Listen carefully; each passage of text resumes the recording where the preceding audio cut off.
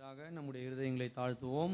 1 பேதுரு 2வது அதிகாரத்தின் 5வது வசனத்தை எடுத்தவர்கள் சத்தமாய் வாசித்து கொடுக்கும்படி அன்பாய் கேட்டுக்கொள்கிறேன். ஜீவனுள்ள கற்களை போல ஆவிக்கேற்ற மாளிகையாகவும் இயேசு கிறிஸ்து மூலமாய் தேவனுக்கு பிரியமான ஆவிக்கேற்ற பலிகளை செலுத்தும்படிக்கு பரிசுத்த ஆசாரிய கூட்டமாகவும் கட்டப்பட்டு வருகிறீர்கள். ஜெபிப்போம். பிதாவே, உம்முடைய வார்த்தைகளுக்காக நன்றி. ஆண்டவரே, உம்முடைய குமாரனில் நீர் மகிமைப்படும் வண்ணமாக இந்த வார்த்தைகளை தகப்பனே, ஹல்லேலூயா, பரிசுத்த ஆவியானவர் அடியன் மூலமாய் பேச கர்த்தர் நீர் கிருபை தரும்படியாய் ஜெபிக்கிறோம். எல்லா விதமான ஆண்டவரே, ஹல்லேலூயா, இருதயங்களை கர்த்தர் திறந்து கொடுப்பீராக. இந்த வார்த்தைகள் வந்திருக்கிற ஒவ்வொருவருக்கும் பிரயோஜனமுள்ளவைகளாக இருக்கட்டும். இயேசுவின் மூலம் நல்ல பிதாவே, ஆமென். அப்போஸ்தலனாகிய பேதுரு அவர் பொதுவான ஒரு நிருபத்தை கிறிஸ்தவர்களுக்கு எழுதும் பொழுது அவர் அநேக காரியங்களை இந்த 1 பேதுரு மற்றும் 2 பேதுரு நிருபங்களில் அவர் பேசுகிறார். அதில் ஒரு காரியமாக கடந்த வாரத்தில் ஆவிக்கேற்ற பலிகள் அப்படின்னு சொல்லி நான் சொல்லியிருந்தேன். நாம் இந்த புதிய ஏற்பாட்டின் காலகட்டத்தில் தேவனால் தெரிந்து கொள்ளப்பட்ட ராஜரீக ஆசாரிய கூட்டமாக இருக்கிறோம். அதையும் அடுத்தடுத்த வரக்கூடிய வசனங்களில் நாம் வாசிக்கிறோம். 9வது வசனத்தில் நீங்கள் வாசித்து பார்ப்பீர்கள். ஆனால் நீங்களோ உங்களை அந்தகாரத்தினின்று தம்முடைய ஆச்சரியமான ஒளிநிடத்திற்கு வரவழைத்தவருடைய புண்ணியங்களை அறிவிக்கும்படி தெரிந்து கொள்ளப்பட்ட சந்ததியாயும் ராஜரீகமான ஆசாரிய கூட்டமாயும் பரிசுத்த ஜாதியமாயும் அவருக்கு சொந்த ஜனமாயும் இருக்கிறீர்கள். ஆண்டவர் நாமத்திற்கு கனமும் மகிமையும் உண்டாவதாக. ஹல்லேலூயா சொல்லுமா, ஹல்லேலூயா. கடந்த வாரத்தில் நாம் தொடர்ந்து இந்த போதனை ஆரம்பித்திருந்தோம், இந்த பிரசங்கத்தை ஆரம்பித்திருந்தோம், ஆவிக்கேற்ற பலிகள் அப்படின்னு சொல்லிட்டு.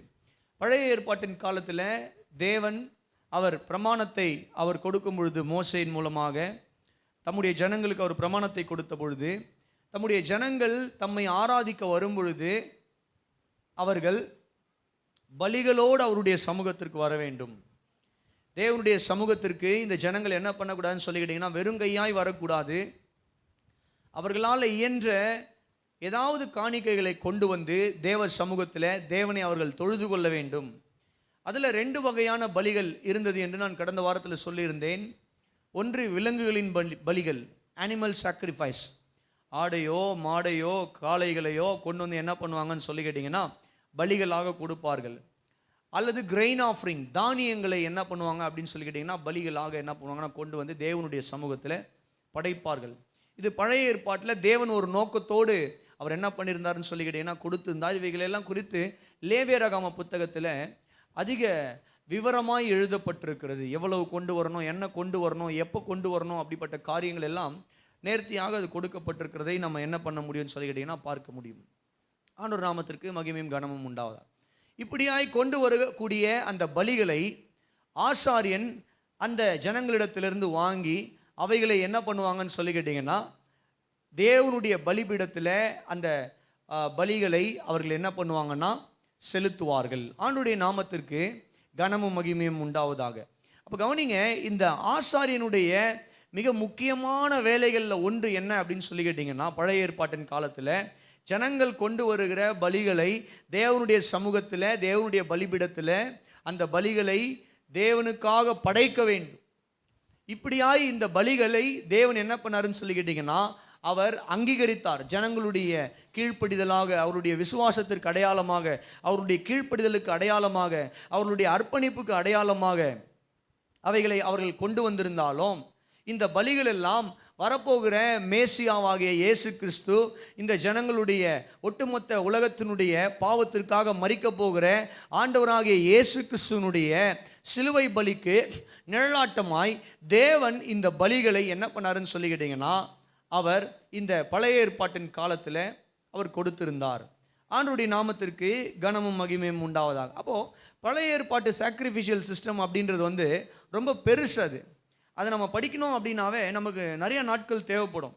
அதை நம்ம இன்னும் புரிஞ்சு படிக்கணும் அப்படின்னும் பொழுது நம்ம நல்ல வேதத்தை இன்னும் அதிகமாக என்ன பண்ணணும்னு சொல்லி கேட்டிங்கன்னா படித்து அதிகமான நம்முடைய கவனத்தையும் இருதயத்தையும் வேத வசனங்களுக்குள்ளே நாம் செலுத்தும் பொழுது இந்த ஓல்ட் டெஸ்டமென்ட் சாக்ரிஃபிஷியல் சிஸ்டம் நம்ம புரிந்து கொள்ள முடியும். அது ரொம்ப பெருசு, ஓல்ட் டெஸ்டமென்ட் சாக்ரிஃபிஷியல் சிஸ்டம். ஆண்டவர் நாமத்திற்கு கனமும் மகிமையும் உண்டாவதாக. ஆனால் இயேசுவானவர் எப்போ சிலுவையில் அவர் தேவகுமாரனாக மனித குமாரனாய் அவதரித்து நம்முடைய மீட்புக்காக நித்திய ஜீவனுக்காக சிலுவையில் தம்முடைய ஜீவனையே அவர் பலியாக ஒப்பு கொடுத்து மரித்து உயிர் தெழுந்தாரோ அப்போவே என்ன ஆச்சு அப்படின்னு சொல்லி கேட்டிங்கன்னா, இந்த பழைய ஏற்பாட்டு சாக்ரிஃபிஷியல் சிஸ்டம் முற்று பெற்றுவிட்டது, முடிவு பெற்றுவிட்டது. காரணம் ஏனென்றால் இவைகள் எல்லாம் வரப்போகிற இயேசு கிறிஸ்துவனுடைய மரணத்திற்கு அடையாளமாக இருந்தது. அப்போ இயேசுவானவர் வந்து சிலுவையில் மரித்து அவர் உயிர் தெழுந்து இன்னைக்கு நமக்கு நித்திய ஜீவனை கொடுக்கிறபடினால இவைகள் எல்லாவற்றையும் என்ன பண்ணியாச்சு அப்படின்னு சொல்லி கேட்டிங்கன்னா நிறுத்தப்பட்டாயிற்று. இந்த பலிகள் எல்லாம் இனி தேவையில்லை. அல்லேலூயா.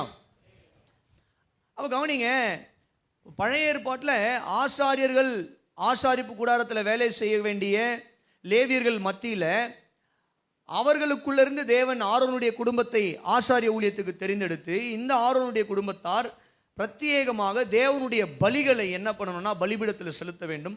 வருடத்திற்கு ஒரு முறை பிரதான ஆசாரியன் மகா பரிசுத்த ஸ்தலத்திற்குள்ளே சென்று ஜனங்களுடைய பாவத்திற்காக நிவிர்த்தி என்ன பண்ணணும்னா ரத்தத்தை தெளித்து வர வேண்டும் என்று நம்ம என்ன பண்ணுறோம்னு சொல்லி அந்த விலங்கினுடைய ரத்தத்தை தேவ சமூகமாகிய அந்த மர்சி ஆஃப் சீட் அப்படின்னு சொல்லுவாங்க, கிருபாசனத்தின் அண்டையில் தெளித்து விட்டு வர வேண்டும் என்று பழைய ஏற்பாட்டில் பார்க்கிறோம். அப்போ இவைகளெல்லாம் பழைய ஏற்பாட்டு சாக்ரிஃபிஷியல் சிஸ்டம், பழைய ஏற்பாட்டு பலி கட்டமைப்புகள் இவைகள் எல்லாம். ஆனால் புதிய ஏற்பாட்டில் இயேசுவானவருடைய பலிக்கு அப்புறம் இப்படிப்பட்ட காரியங்கள் எல்லாம் தேவன் என்ன பண்ணிட்டாருன்னு சொல்லி கேட்டிங்கன்னா முற்றிலுமாய் அவர் நிறுத்திவிட்டார்.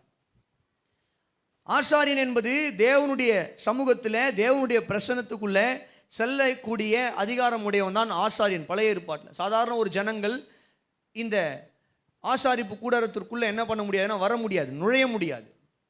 அப்போ கவனிங்க, புதிய ஏற்பாட்டில் அப்போஸ்தலனாகிய பேதுரு எழுதுகிறார், பிதாவாகிய தேவன் இயேசு கிறிஸ்துவின் மூலமாக நம்மை என்ன பண்ணியிருக்காருன்னு சொல்லி கேட்டிங்கன்னா ராஜரீக ஆசாரிய கூட்டமாய் மாற்றி இருக்கிறார். இன்னைக்கு உங்களையும் என்னையும் தேவன் என்னவாக மாற்றி இருக்கிறார்?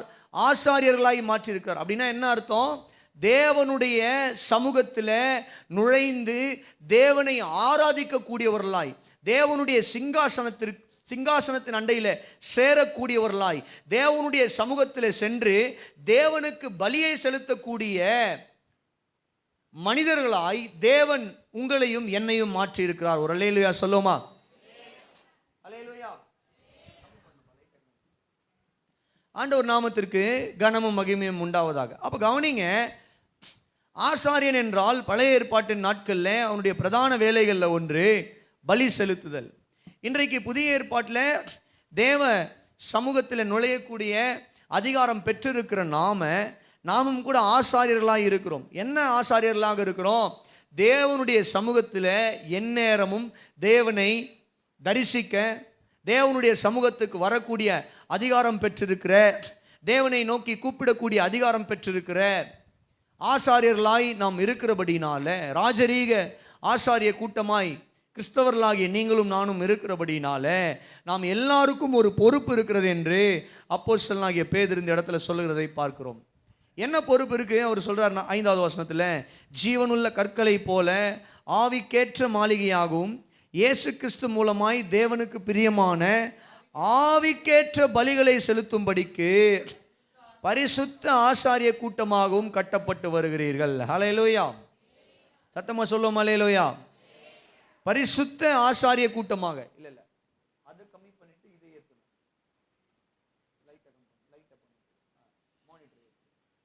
செக். ஹல்லேலூயா. கவனிங்க, ஆண்டவர் நாமத்திற்கு கனமும் மகிமையும் உண்டாவதாக. இயேசு கிறிஸ்துவின் மூலமாக தேவனுக்கு ஆவிக்கேற்ற, பிதாவாகிய தேவனுக்கு ஆவிக்கேற்ற பலிகளை செலுத்தும்படியான பரிசுத்த ஆசாரிய கூட்டமாக கட்டப்பட்டு வருகிறோம். ஹல்லேலூயா. அப்போ நாம இன்னைக்கு தேவனுக்கு ஆவிக்கேற்ற பலிகள், ஸ்பிரிச்சுவல் சாக்ரிஃபைசஸ், ஸ்பிரிச்சுவல் ஆஃபரிங்.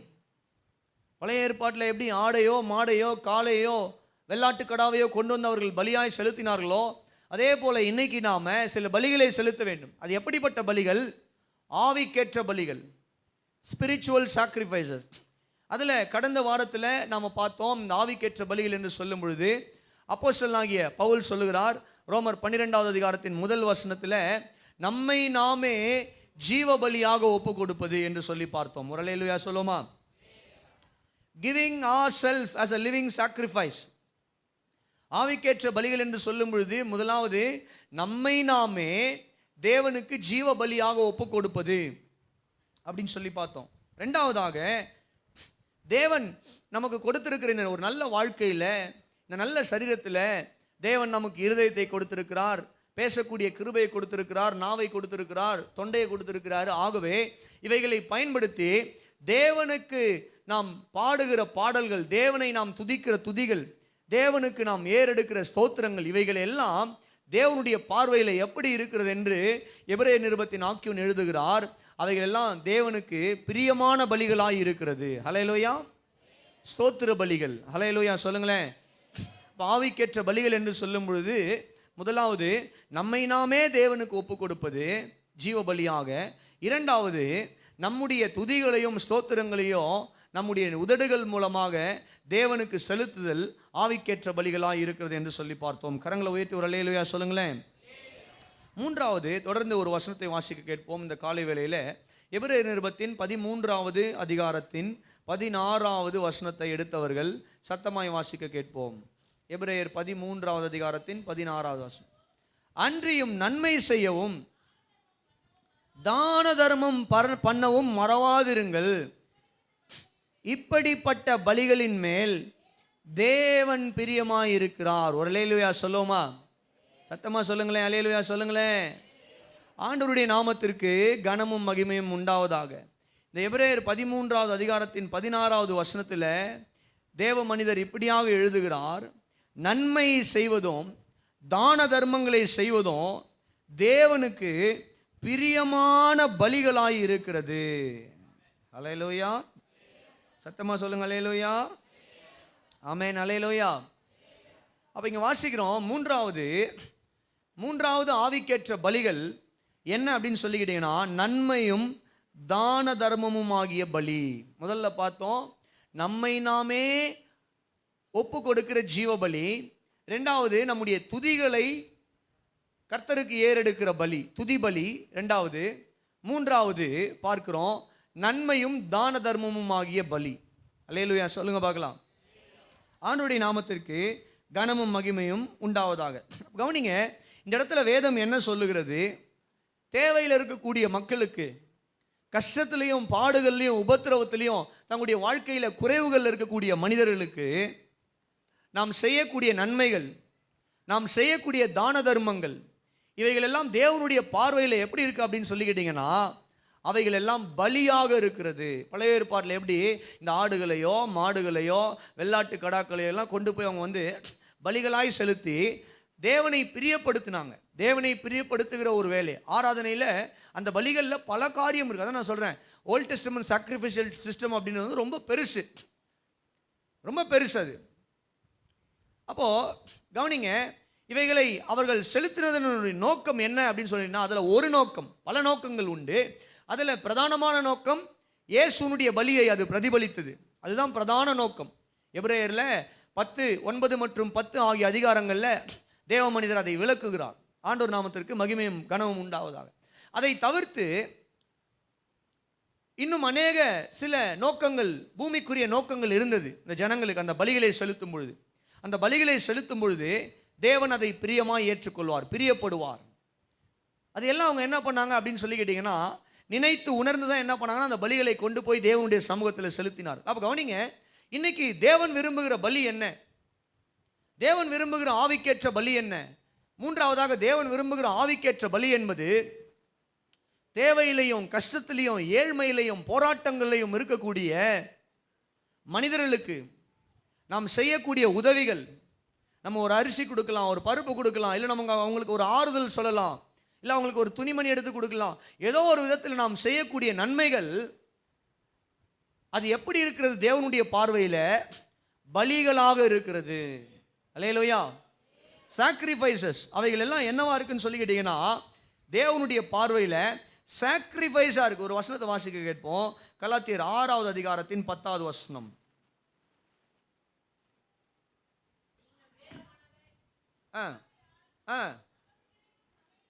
அந்த வார்த்தை கவனிங்க. நமக்கு கிடைக்கும் சமயத்துக்கு தக்கதாக யாவருக்கும், விசேஷமாக விசுவாச குடும்பத்தாருக்கும் நன்மை செய்ய கடவோம். ஒரு அல்லேலூயா சொல்லுவோமா? சத்தமா சொல்லுங்க. ஆண்டவருடைய நாமத்திற்கு கனமும் மகிமையும் உண்டாவதாக. நீ வாசிக்கிறோம், நமக்கு கிடைக்கும் சமயத்திற்கு தக்கதாக தேவன் நம்முடைய வாழ்க்கையில் நமக்கு வேலைகளை கொடுத்திருக்கிறார், வருமானத்தை கொடுத்திருக்கிறார். சில சூழ்நிலைகளில் நிறையா பணங்கள் உண்டு, சில நேரங்களில் நாமே தேவையில் இருக்கிறோம். அவைகளெல்லாம் நினைவில் வைத்து தான் அப்போஸ்தலனாகிய பவுல் சொல்லுகிறார். அதே போல நமக்கு கிடைக்கும் சமயத்திற்கு தக்கதாக தேவன் நமக்கு நல்ல வாழ்க்கையை கொடுத்திருக்கிறார், நேரத்தையும் கொடுத்திருக்கிறார். சில ஆசீர்வாதங்கள் இருக்கும் பொழுதே, தேவன் நம்முடைய வாழ்க்கையில் உயர்வுகளையும் நன்மைகளையும் ஆசீர்வாதங்களையும் கொடுத்திருக்கும் பொழுதே நம்ம என்ன பண்ணணும் அப்படின்னு சொல்லி கேட்டிங்கன்னா, யாவருக்கும், முதல்ல சொல்றார் யாவருக்கும், எல்லா மனுஷர்களுக்கும். அப்படின்னா என்ன அர்த்தம்? அவர்கள் எந்த மதத்தை சார்ந்தவர்களாக இருக்கலாம், அவர்கள் யாராக இருக்கலாம், நாம் நன்மை செய்ய வேண்டும். அதில் ஒரு காரியத்தை ரொம்ப முக்கியமாக அடுத்த குறிப்பில் அழுத்துறாரு. விசேஷமாக யாருக்கு அப்படின்னு சொல்லி கேட்டீங்கன்னா, விசுவாச குடும்பத்தை எல்லாருக்கும் நன்மை செய்யலாம்.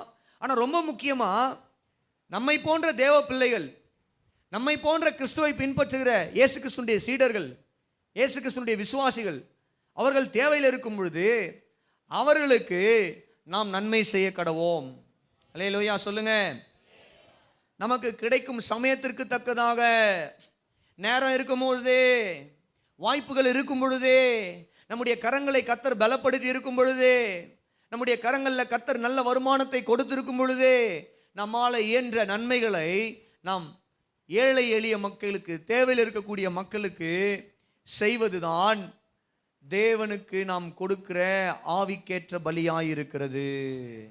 ஒரு அல்லேலூயா சொல்லுங்களேன். For God is pleased with such a sacrifice. இப்படிப்பட்ட பலிகள் மீதுதான் தேவன் பிரியமாயிருக்கிறார். அல்லேலூயா சொல்லுங்க. இப்படிப்பட்ட பலிகள் மீதுதான் தேவன் பிரியமாயிருக்கிறார். ஏன்னா இவைகளை தான் ஆண்டவராகிய இயேசு கிறிஸ்து போதித்தார், இவைகளை தான் ஆண்டவராகிய இயேசு கிறிஸ்து செய்தார். ஆண்டவராகிய இயேசு கிறிஸ்து இந்த பூமிக்கு வந்து அவர் இந்த பூமியில் அவர் ஊழியம் செய்த நாட்களில் நீங்கள் பார்த்தீங்கன்னா, அவர் ஏழை எளிய மக்களிடத்தில் போய் தம்முடைய ஊழியத்தை செய்தார். ஒடுக்கப்பட்ட மக்களிடத்தில் போய் தம்முடைய ஊழியத்தை செய்தார். தேவையில் இருக்கக்கூடிய மக்களுக்கு அற்புதங்களை செய்தார். மாளிகையை தேடி போகலை. நல்ல கவனிங்க.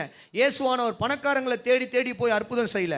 பணக்காரன் கையில் போய் அற்புதம் செஞ்சான், பணக்காரன் நிறைய காணிக்கைகளை கொடுப்பான் அப்படின்னு சொல்லி இந்த பணக்காரர்களுடைய வீடுகளை தேடி போயிட்டு சதுசேயர்களையோ பரிசேயர்களையோ யூத மத தலைவர்களையோ அல்லது அன்றைக்கு பெயர் பெற்றிருந்த ரோம அதிகாரிகளையோ அவர் சந்தித்து, உங்களுக்காக நான் ஜெபிக்கிறேன், நானே மேசியா, நானே ரட்சகர் என்று அங்கெல்லாம் அவர் என்ன பண்ணலன்னா போகல. இயேசு யாரை தேடி போனார்? இயேசு எளிய மக்களை தேடி போனார்.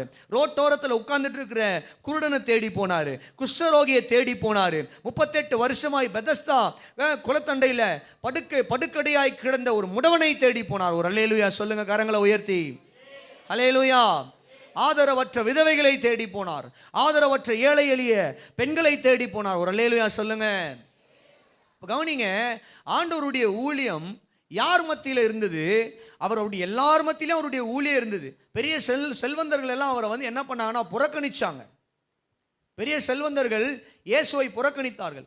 ஆனால் இயேசுவை ஏற்றுக்கொண்ட செல்வந்தர்களும் உண்டு, இயேசுவை ஏற்றுக்கொண்ட செல்வந்தர்களும் உண்டு. ஆண்டவருடைய நாமத்திற்கு கனமும் மகிமையும் உண்டாவதாக. கவனிங்க, அப்போ இந்த இயேசுவானவர் அவர் வாழ்ந்த நாட்களில் ஒடுக்கப்பட்ட இப்படிப்பட்ட மக்களை 38 வருஷமாய் ஒருத்தன் ஒடுக்கப்பட்டிருந்தான். அவனுக்கு உதவி செய்ய யாரும் வரல, அவனுடைய குடும்பத்தார் கூட இல்லை. குஷ்டரோகியாக இருந்த ஒரு மனிதன் பாளையத்துக்கு வெளியே ஒடுக்கப்பட்ட நிலைமையில் இருந்தான். இவர்களெல்லாம் ஆண்டவர் என்ன பண்றாருன்னு சொல்லி கேட்டீங்கன்னா, அவரிடத்துல வரும் பொழுது அவர்கள் மேல் மனதுருகி அவருடைய வாழ்க்கையில தேவன் அற்புதங்களை செய்தார். ஆண்டவராக இயேசு கிறிஸ்து அற்புதங்களை செய்தார். அல்லேலூயா. நல்ல ஒரு அல்லேலூயா சொல்லுங்களேன். இவைகள் எல்லாம் எதை காட்டுகிறது?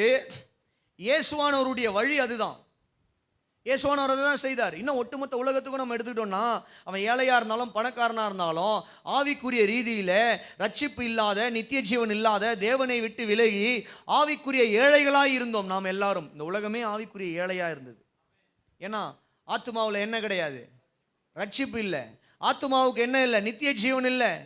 இந்த ஆத்துமாலாம் தேவனுடைய பார்வையில் பாவப்பட்ட ஜனங்களாக, ஏழ்மையுள்ள ஆத்துமாக்களாக இருந்தது. இப்போ ஆண்டவர் என்ன பண்ணாருன்னு சொல்லி கேட்டீங்கன்னா, அத்தனை ஜனங்களுக்காக தம்முடைய ஜீவனை சிலுவையில் கொடுத்து நம்முடைய ஆத்துமாவை ரட்சிப்பு என்கிற விலையேற பெற்ற வஸ்திரத்தினால, நீதி என்னும் விலையேற பெற்ற வஸ்திரத்தினால நம்முடைய ஆத்துமாவை அலங்கரித்திருக்கிறார். ஒரு அல்லேலூயா சொல்லுங்க. கரங்களை தட்டியோ உயர்த்தியோ ஹல்லேலூயா, ஹல்லேலூயா.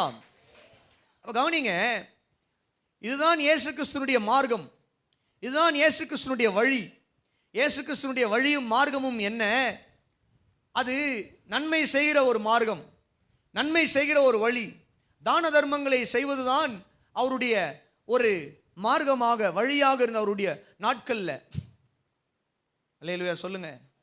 இயேசுனுடைய வாழ்க்கையிலும் ஊழியத்திலையும் நன்மை செய்வதும் தான தர்மமும் மிக முக்கியமான ஒரு பங்காக இருந்தது. அவர் ஒட்டுமொத்த உலகத்தை ரட்சிக்க இந்த பூமிக்கு வந்திருந்தாலும், சிலுவையில் நமக்காக மரித்து நம்முடைய ஆத்மாவை மீட்டு நித்தியத்துக்கு நேராய் நடத்த அவர் வந்திருந்தாலும், அவருடைய ஊழியத்தில் ஒரு பங்காக, மிக முக்கியமான ஒரு பங்காக நன்மை செய்வதும் தான தர்மங்களை செய்வதும் இருந்தது. ஒரு அல்லேலூயா சொல்லுங்க மறுபடியும். அப்ப கவனிங்க, இப்படிப்பட்ட இயேசு கிறிஸ்துவை, இப்படிப்பட்ட மார்க்கத்தை பின்பற்றுகிற நாம இன்னைக்கு ஒரு காரியத்தை நம்ம புரிந்து கொள்ள வேண்டும். என்ன அப்படின்னு சொல்லி கேட்டீங்கன்னா, நம்முடைய தேவைக்காக மாத்திரம் நாம் ஓடாமல், நம்முடைய தேவைக்காக மாத்திரம் நாம் வைத்து கொள்ளாமல், நம்முடைய சுயநலத்திற்காக மாத்திரம் நாம் வாழாம, தேவன் நமக்கு கொடுத்திருக்கிற ஆசீர்வாதங்கள்ல நம்மால இயன்றதை சமயத்துக்கு ஏற்றது போல, எப்படி எடுத்துக்கலாம்? இன்னைக்கு சமயத்துக்கு ஏற்றது போல நம்ம கிட்ட அதிகமாக இருக்கும் பொழுது நல்லா தாராளமாய், அல்லது குறைவா இருக்கும்போது நம்மளால முடிஞ்சது, அல்லது நமக்கு சமயம் கிடைக்கும் பொழுது, வாய்ப்புகள் கிடைக்கும் பொழுதெல்லாம் நம்மால இயன்ற நம்முடைய ஆசீர்வாதங்களை, தேவன் நமக்கு கொடுத்திருக்கிற நன்மைகளை எளிய மக்களுக்கு, ஏழை மக்களுக்கு, தேவையில் இருக்கக்கூடிய ஜனங்களுக்கு நாம் தர்மங்களாய், நன்மைகளாய் செய்வதுதான் தேவனுக்கு உகந்த பலியாய் இருக்கிறது. அல்லேலூயா சொல்லுங்க, சத்தமா சொல்லுங்க அல்லேலூயா. ஆண்டவர் நாமத்திற்கு கனமும் மகிமையும் உண்டாவதாக.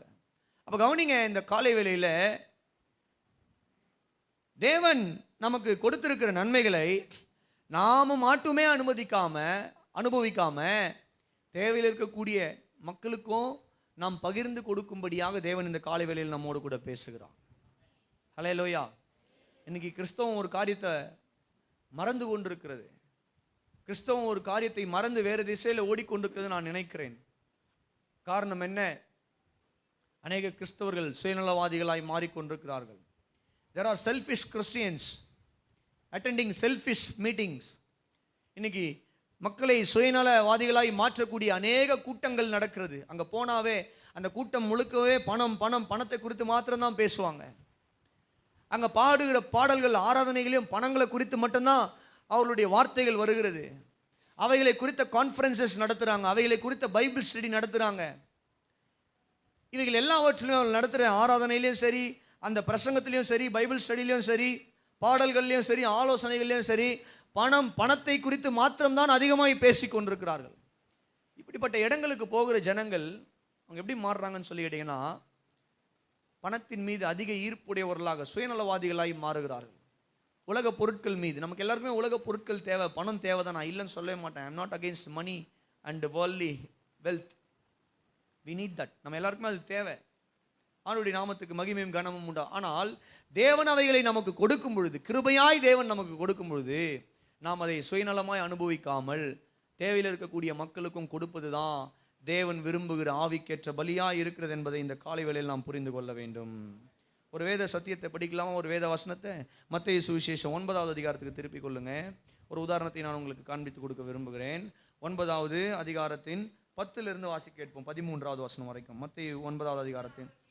பின்பு அவர் வீட்டிலே போஜன பந்தி இருக்கையில் அநேக ஆயக்காரரும் பாவிகளும் வந்து, நல்ல கவனிங்க, அநேக ஆயக்காரர்களும் பாவிகளும் வந்து இயேசுவோடு கூட பந்தியில் உட்கார்ந்துட்டாங்க. பரிசேயர் அதை பார்த்த உடனே இயேசு கிறிஸ்துடைய சீஷர்களை நோக்கி, என்னையா உங்க பாஸ்டரு ஆயக்காரரோடும் பாவிகளோடும் போஜனம் பண்ணுகிறவர் என்னவென்று கேட்டார்கள். இயேசு அதை கேட்டு, பிணியாளிகளுக்கு வைத்தியன் வேண்டியதே அல்லாமல் சுகமுள்ளவர்களுக்கு வேண்டியதில்லை, பலியை அல்ல இரக்கத்தையே விரும்புகிறேன் என்பதின் கருத்து இன்னதென்று போய் கற்றுக்கொள்ளுங்கள். நீதிமான்களை அல்ல பாவிகளையே மனம் திரும்புகிறதற்கு அழைக்க வந்தேன் என்றார். ஒரு அல்லேலூயா சொல்லுவோமா? சத்தமா சத்தமா தான் சொல்லுங்களேன். அல்லேலூயா. ஆண்டவருடைய நாமத்திற்கு கனமும் மகிமையும் உண்டாவதாக. இங்க ஒரு அற்புதமான ஒரு சம்பவத்தை பார்க்கிறோம். ஒரு நாள் மத்தேயு என்கிற ஒரு ஆயக்காரன், அவன் இயேசு கிறிஸ்துவை ஏற்றுக்கொண்டு இயேசு கிறிஸ்துவின் சீஷனாய் மாறுகிறான். அவனுடைய வீட்டில் ஒரு விருந்தை ஆயத்தப்படுத்துகிறான் ஆண்டவருக்காக. ஆண்டவரும் அவருடைய சீஷர்களும் போய் அந்த விருந்தில் பந்தியில் உட்காடுறாங்க. இப்போ பந்தியில் உட்கார்ந்த உடனே அங்கே என்ன பண்ணுறாங்கன்னு சொல்லினா, மத்தேயு ஒரு ஆயக்காரன் அப்படிங்கிறபடினால இவனுக்கு இருக்கக்கூடிய ஆயக்கார நண்பர்கள் என்ன பண்ணுறாங்கன்னா அந்த பந்திக்கு வராங்க. மற்றும் அநேக பாவிகளும் என்ன பண்ணுறாங்கன்னா இயேசுவோடு கூடவே பந்தியில் உட்காந்துட்டாங்க. இதை பார்த்த உடனே அங்கே இருக்கிற பரிசேயர்கள் கேட்குறாங்க இயேசு கிறிஸ்துனுடைய சீஷர்களிடத்தில், என்னப்பா உங்கள் போதகர் பெரிய பரிசுத்தவான்னு சொல்கிறீங்க, உங்கள் போதகர் ரட்சகர்னு சொல்கிறீங்க, அவர் தான் மேசியான்னு சொல்கிறீங்க, என்னென்னவோ போதனை கொடுக்குறாரு, அற்புதம் செய்கிறாருன்னு சொல்கிறீங்க, பாவிங்க கூட உட்காந்து சாப்பிட்டுக்கிட்டு இருக்காரு, இது எந்த விதத்தில் நியாயம்? பரிசுத்தமானவர்னு சொல்லி சொல்கிறீங்க, ஆனால் இவர் இங்கே இதை பண்ணிகிட்டு இருக்காரு அப்படின்னு சொல்லும் பொழுது ஆண்டவர் அதற்கு ஒரு பதில் கொடுக்குறார். என்ன சொல்கிறார் அப்படின்னு சொல்லி கேட்டிங்கன்னா, பிணியாளிகளுக்கு தான் வைத்தியம் தேவை. யாருக்கு வைத்தியம் தேவை? பேஷண்ட்டுக்கு தான் வைத்தியம் தேவை. நோயாளிக்கு தான் வைத்தியம் தேவை, பேஷண்ட்டுக்கு தான் டாக்டர் தேவை அப்படின்னு சொல்லிட்டு ஒரு காரியம் சொல்றாரு. பலியை அல்ல இரக்கத்தையே விரும்புகிறேன் என்கிற கருத்தை போய் இனதென்று கற்றுக்கொள்ளுங்கள்.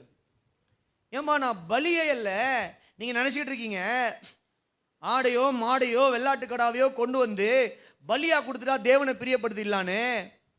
இல்ல இல்ல, நீ அதை கொண்டு வர்றதுனுடைய நோக்கம் உள்ள இருக்கு பார்த்தியா, அந்த நோக்கம் ரொம்ப முக்கியம்.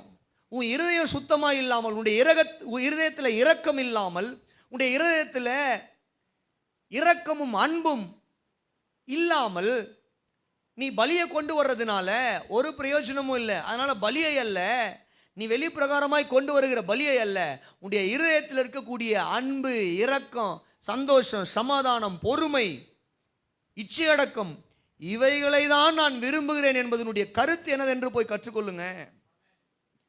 நீங்க நினைக்கிறீங்களா இந்த ஜனங்க பாவிகள் என்று?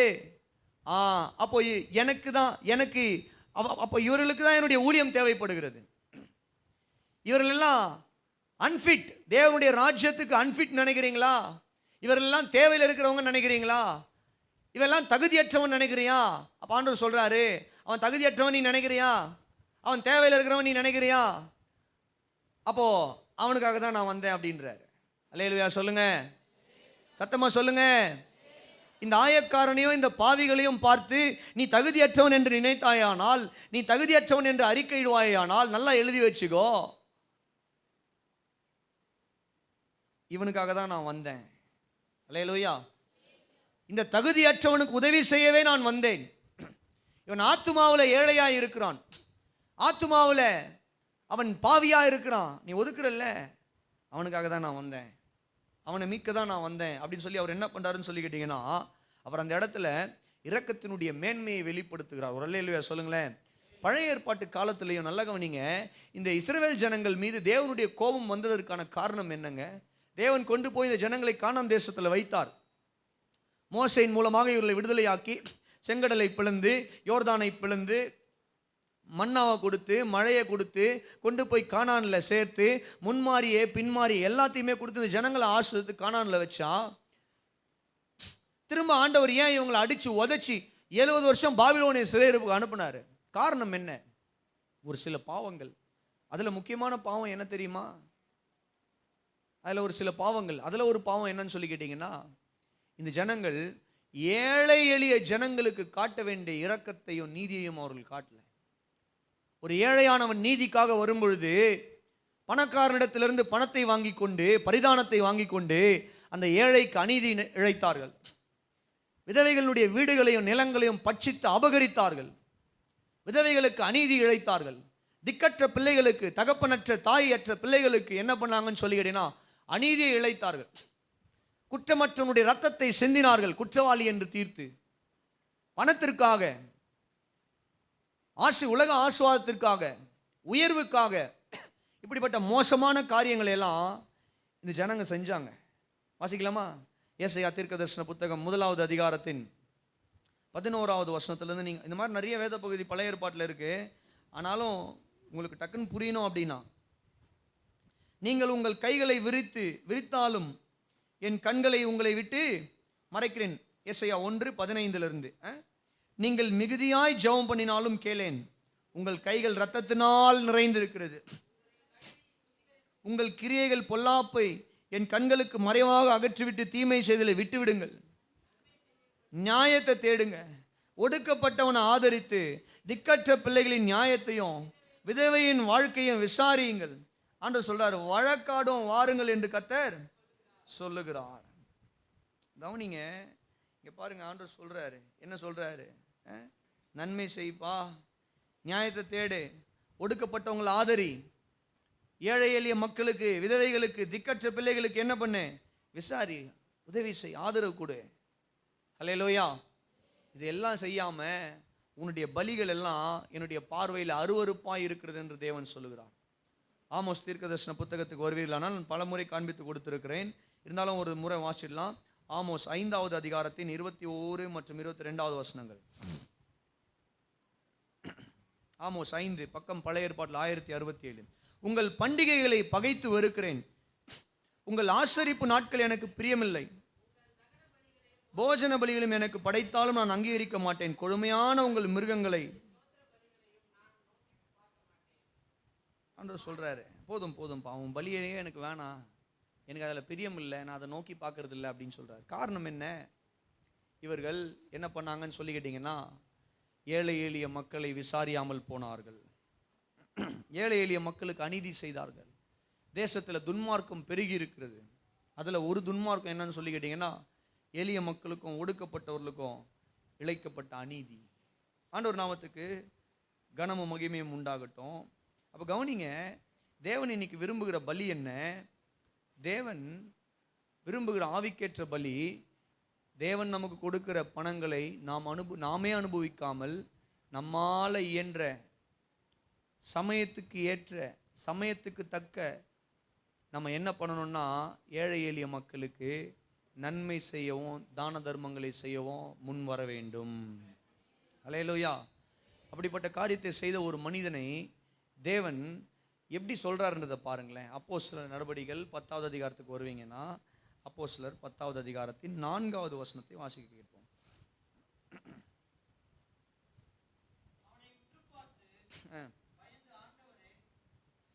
வாசி வாசி.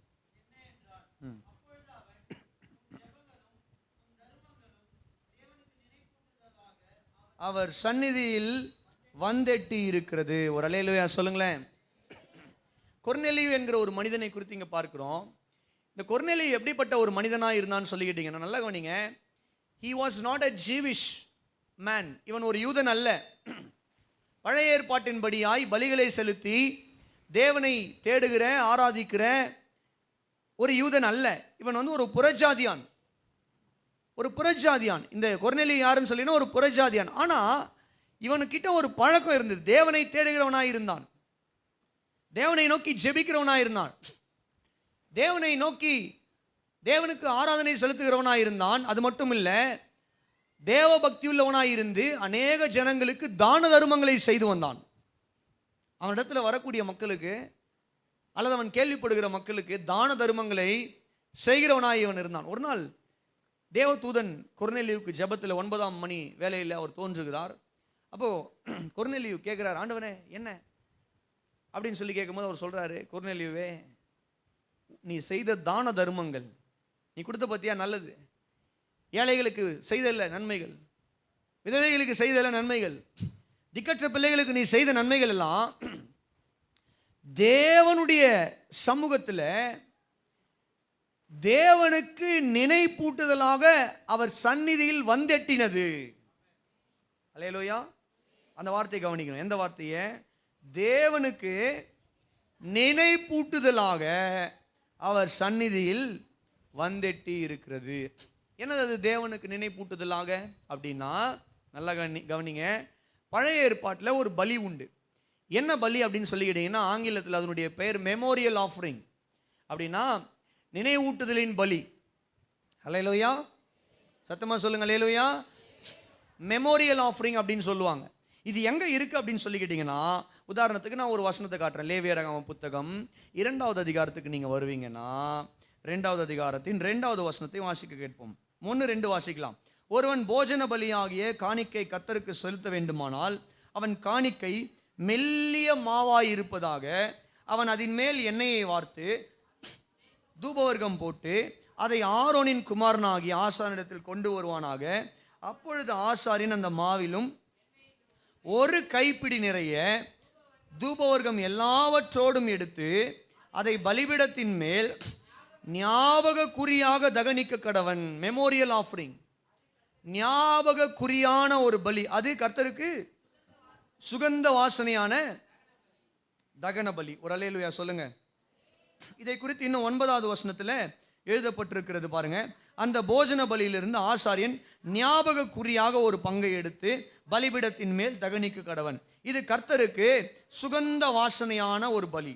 16வது வசனத்து பின்பு ஆசாரியன் உதிர்ந்த தானியத்திலும் எண்ணெயிலும் எடுத்து ஞாபக குறியான பங்கை அதன் தூபவர்க்கம் எல்லாவற்றோடு கூட தகனிக்க கடவன். இது கர்த்தருக்கு இடும் தகன பலி. ஒரு அல்லேலூயா சொல்லுங்களேன்.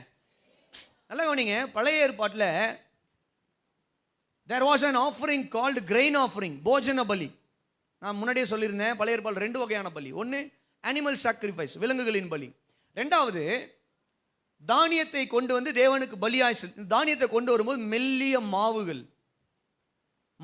இன்னைக்கு நம்ம அரைக்கிறோம் இல்லையா, அந்த மாதிரி மெல்லிசா அந்த மாவை அரைச்சி அதை கொண்டு வந்து அதில் கொஞ்சம் எண்ணெயை ஊற்றி அதில் கொஞ்சம் தூபவர்க்கத்தை போட்டு பிசைஞ்சு என்ன பண்ணுவாங்கன்னா தேவ சமூகத்தில் கொண்டு வந்து போஜன பலியாக என்ன பண்ணுவாங்கன்னா எரிப்பாங்க. இப்போ ஆண்டவர் சொல்றாரு மோசேனிடத்தில், இந்த போஜன பலியில ஒரு கைப்பிடியை மட்டும் எடுக்கணும்.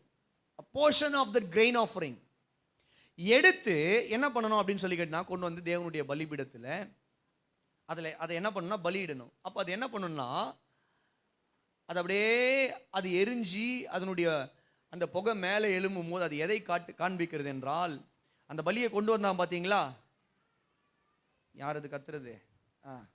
சட்டையை கட்டுமா, அவனை பிடுங்குமா, அவன் சட்டையை பிடுங்குமா, நல்லா இருக்கு பாருமா அவன் சட்டை. சரி, ரைட், கவனிக்கிறீங்களா?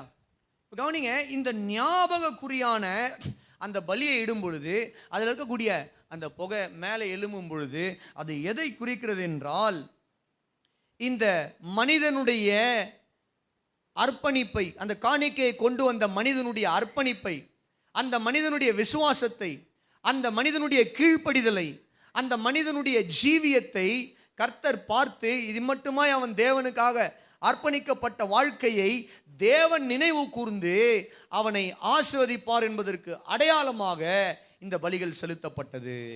அல்லேலூயா. நீ நினைக்காதப்பா, நான் அர்ப்பணிக்கப்பட்ட ஒரு வாழ்க்கையை வாழ்றேனே, ஆண்டவருக்கு அது தெரியுமா, ஆண்டவர் அதை பார்க்குறாரா, என் விசுவாசம் ஆண்டவருக்கு தெரியுமா, என்னுடைய கீழ்ப்படிதலை ஆண்டவருக்கு தெரியுமா அப்படிலாம் நீ நினைக்காத.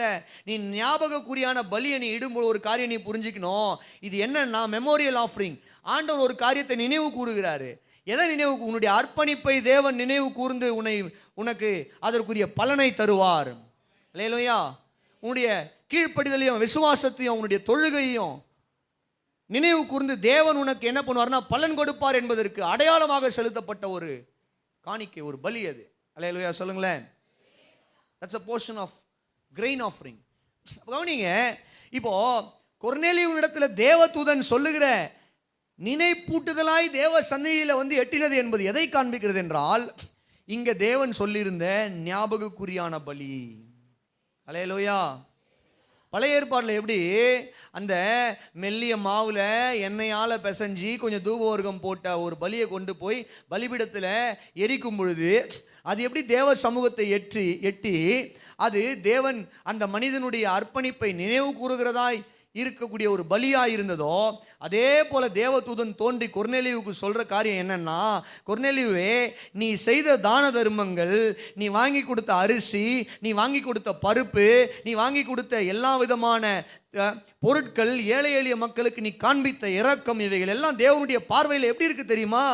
பழைய ஏற்பாட்டை ஞாபகக்குறியான ஒரு பலியை செலுத்தினாங்க பாருப்பா, அது அப்படியே வந்து எட்டுச்சு இல்லையா? அப்படிப்பட்ட ஒரு பலியாய் உன்னுடைய தான தர்மங்கள் இருக்கிறது என்று தேவதூதன் வந்து சொன்னான். ஒரு அல்லேலூயா சொல்லுவீங்களா? கரங்களை தட்டியோ உயர்த்தியோ ஒரு அல்லேலூயா சொல்லுவீங்களா? அல்லேலூயா. இப்படிப்பட்ட ஒரு ஆவிக்கேற்ற பலிகளை தேவன் நம்மிடத்தில் எதிர்பார்க்கிறார்.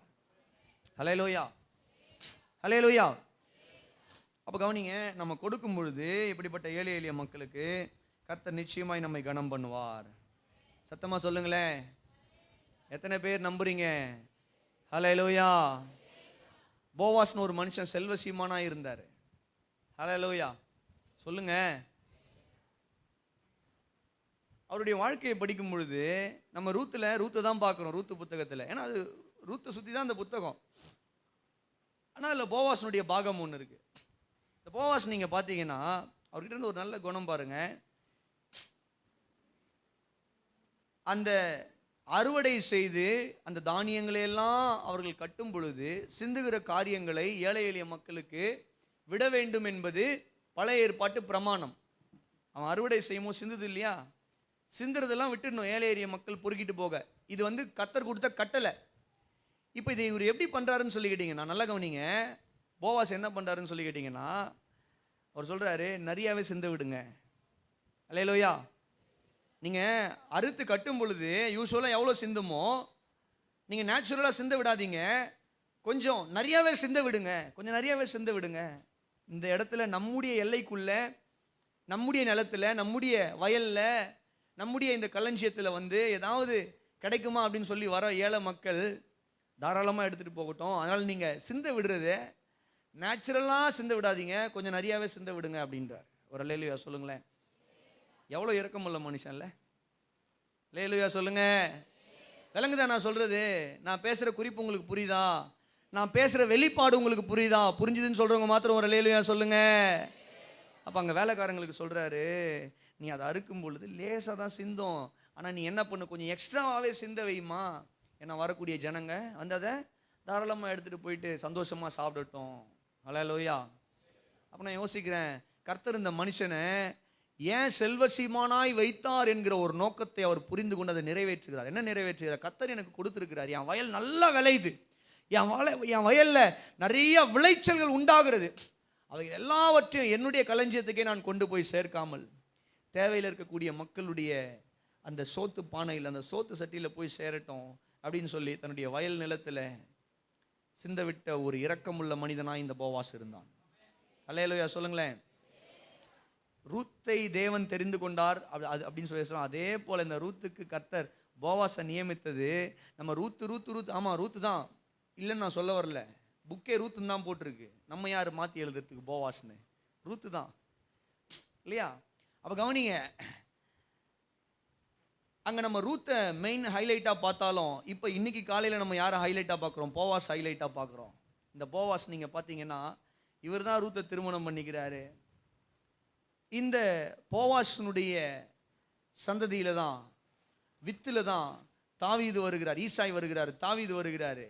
இந்த சந்ததியில தான் அவராக இயேசு கிறிஸ்துவ என்ன பண்றாருன்னா, அற்புத விதமாய் மரியாளுடைய வயிற்றில் அவர் தேவகுமாரனாய் அவதரித்து என்ன பண்றாருன்னு சொல்லி கேட்டீங்கன்னா, அவர் இந்த பூமியின் ரட்சகராய், உலகத்தின் ரட்சகராய் பிறந்தார். ஒரு அல்லேலூயா சொல்லுங்களேன், சத்தமா சொல்லுங்க. பாருங்க, கர்த்தர் ஒரு மனுஷன் இரக்க குணம் உள்ளவனா இருக்கும் பொழுது அந்த மனுஷனை கர்த்தர் எப்படி கனம் பண்றாரு பார்த்தீங்களா? அப்போ நான் சொல்றேன், இந்த காலை வேளையில இப்படிப்பட்ட இரக்க குணம் உள்ள பலிகளை நாம செலுத்தும் பொழுது கர்த்தர் நம்முடைய வாழ்க்கையும் கனம் பண்ணுவார். எத்தனை பேர் விசுவாசிக்கிறீங்க? கரங்களை தட்டி ஒரு அல்லேலூயா சொல்லுங்க பார்க்கலாம். நல்லா தான் தட்டுங்களேன், ஒரு அல்லேலூயா. அல்லேலூயா சத்தமா சொல்லுங்க அல்லேலூயா. எத்தனையோ தேவ மனிதர்களுடைய வாழ்க்கை நான் படித்திருக்கிறேன்.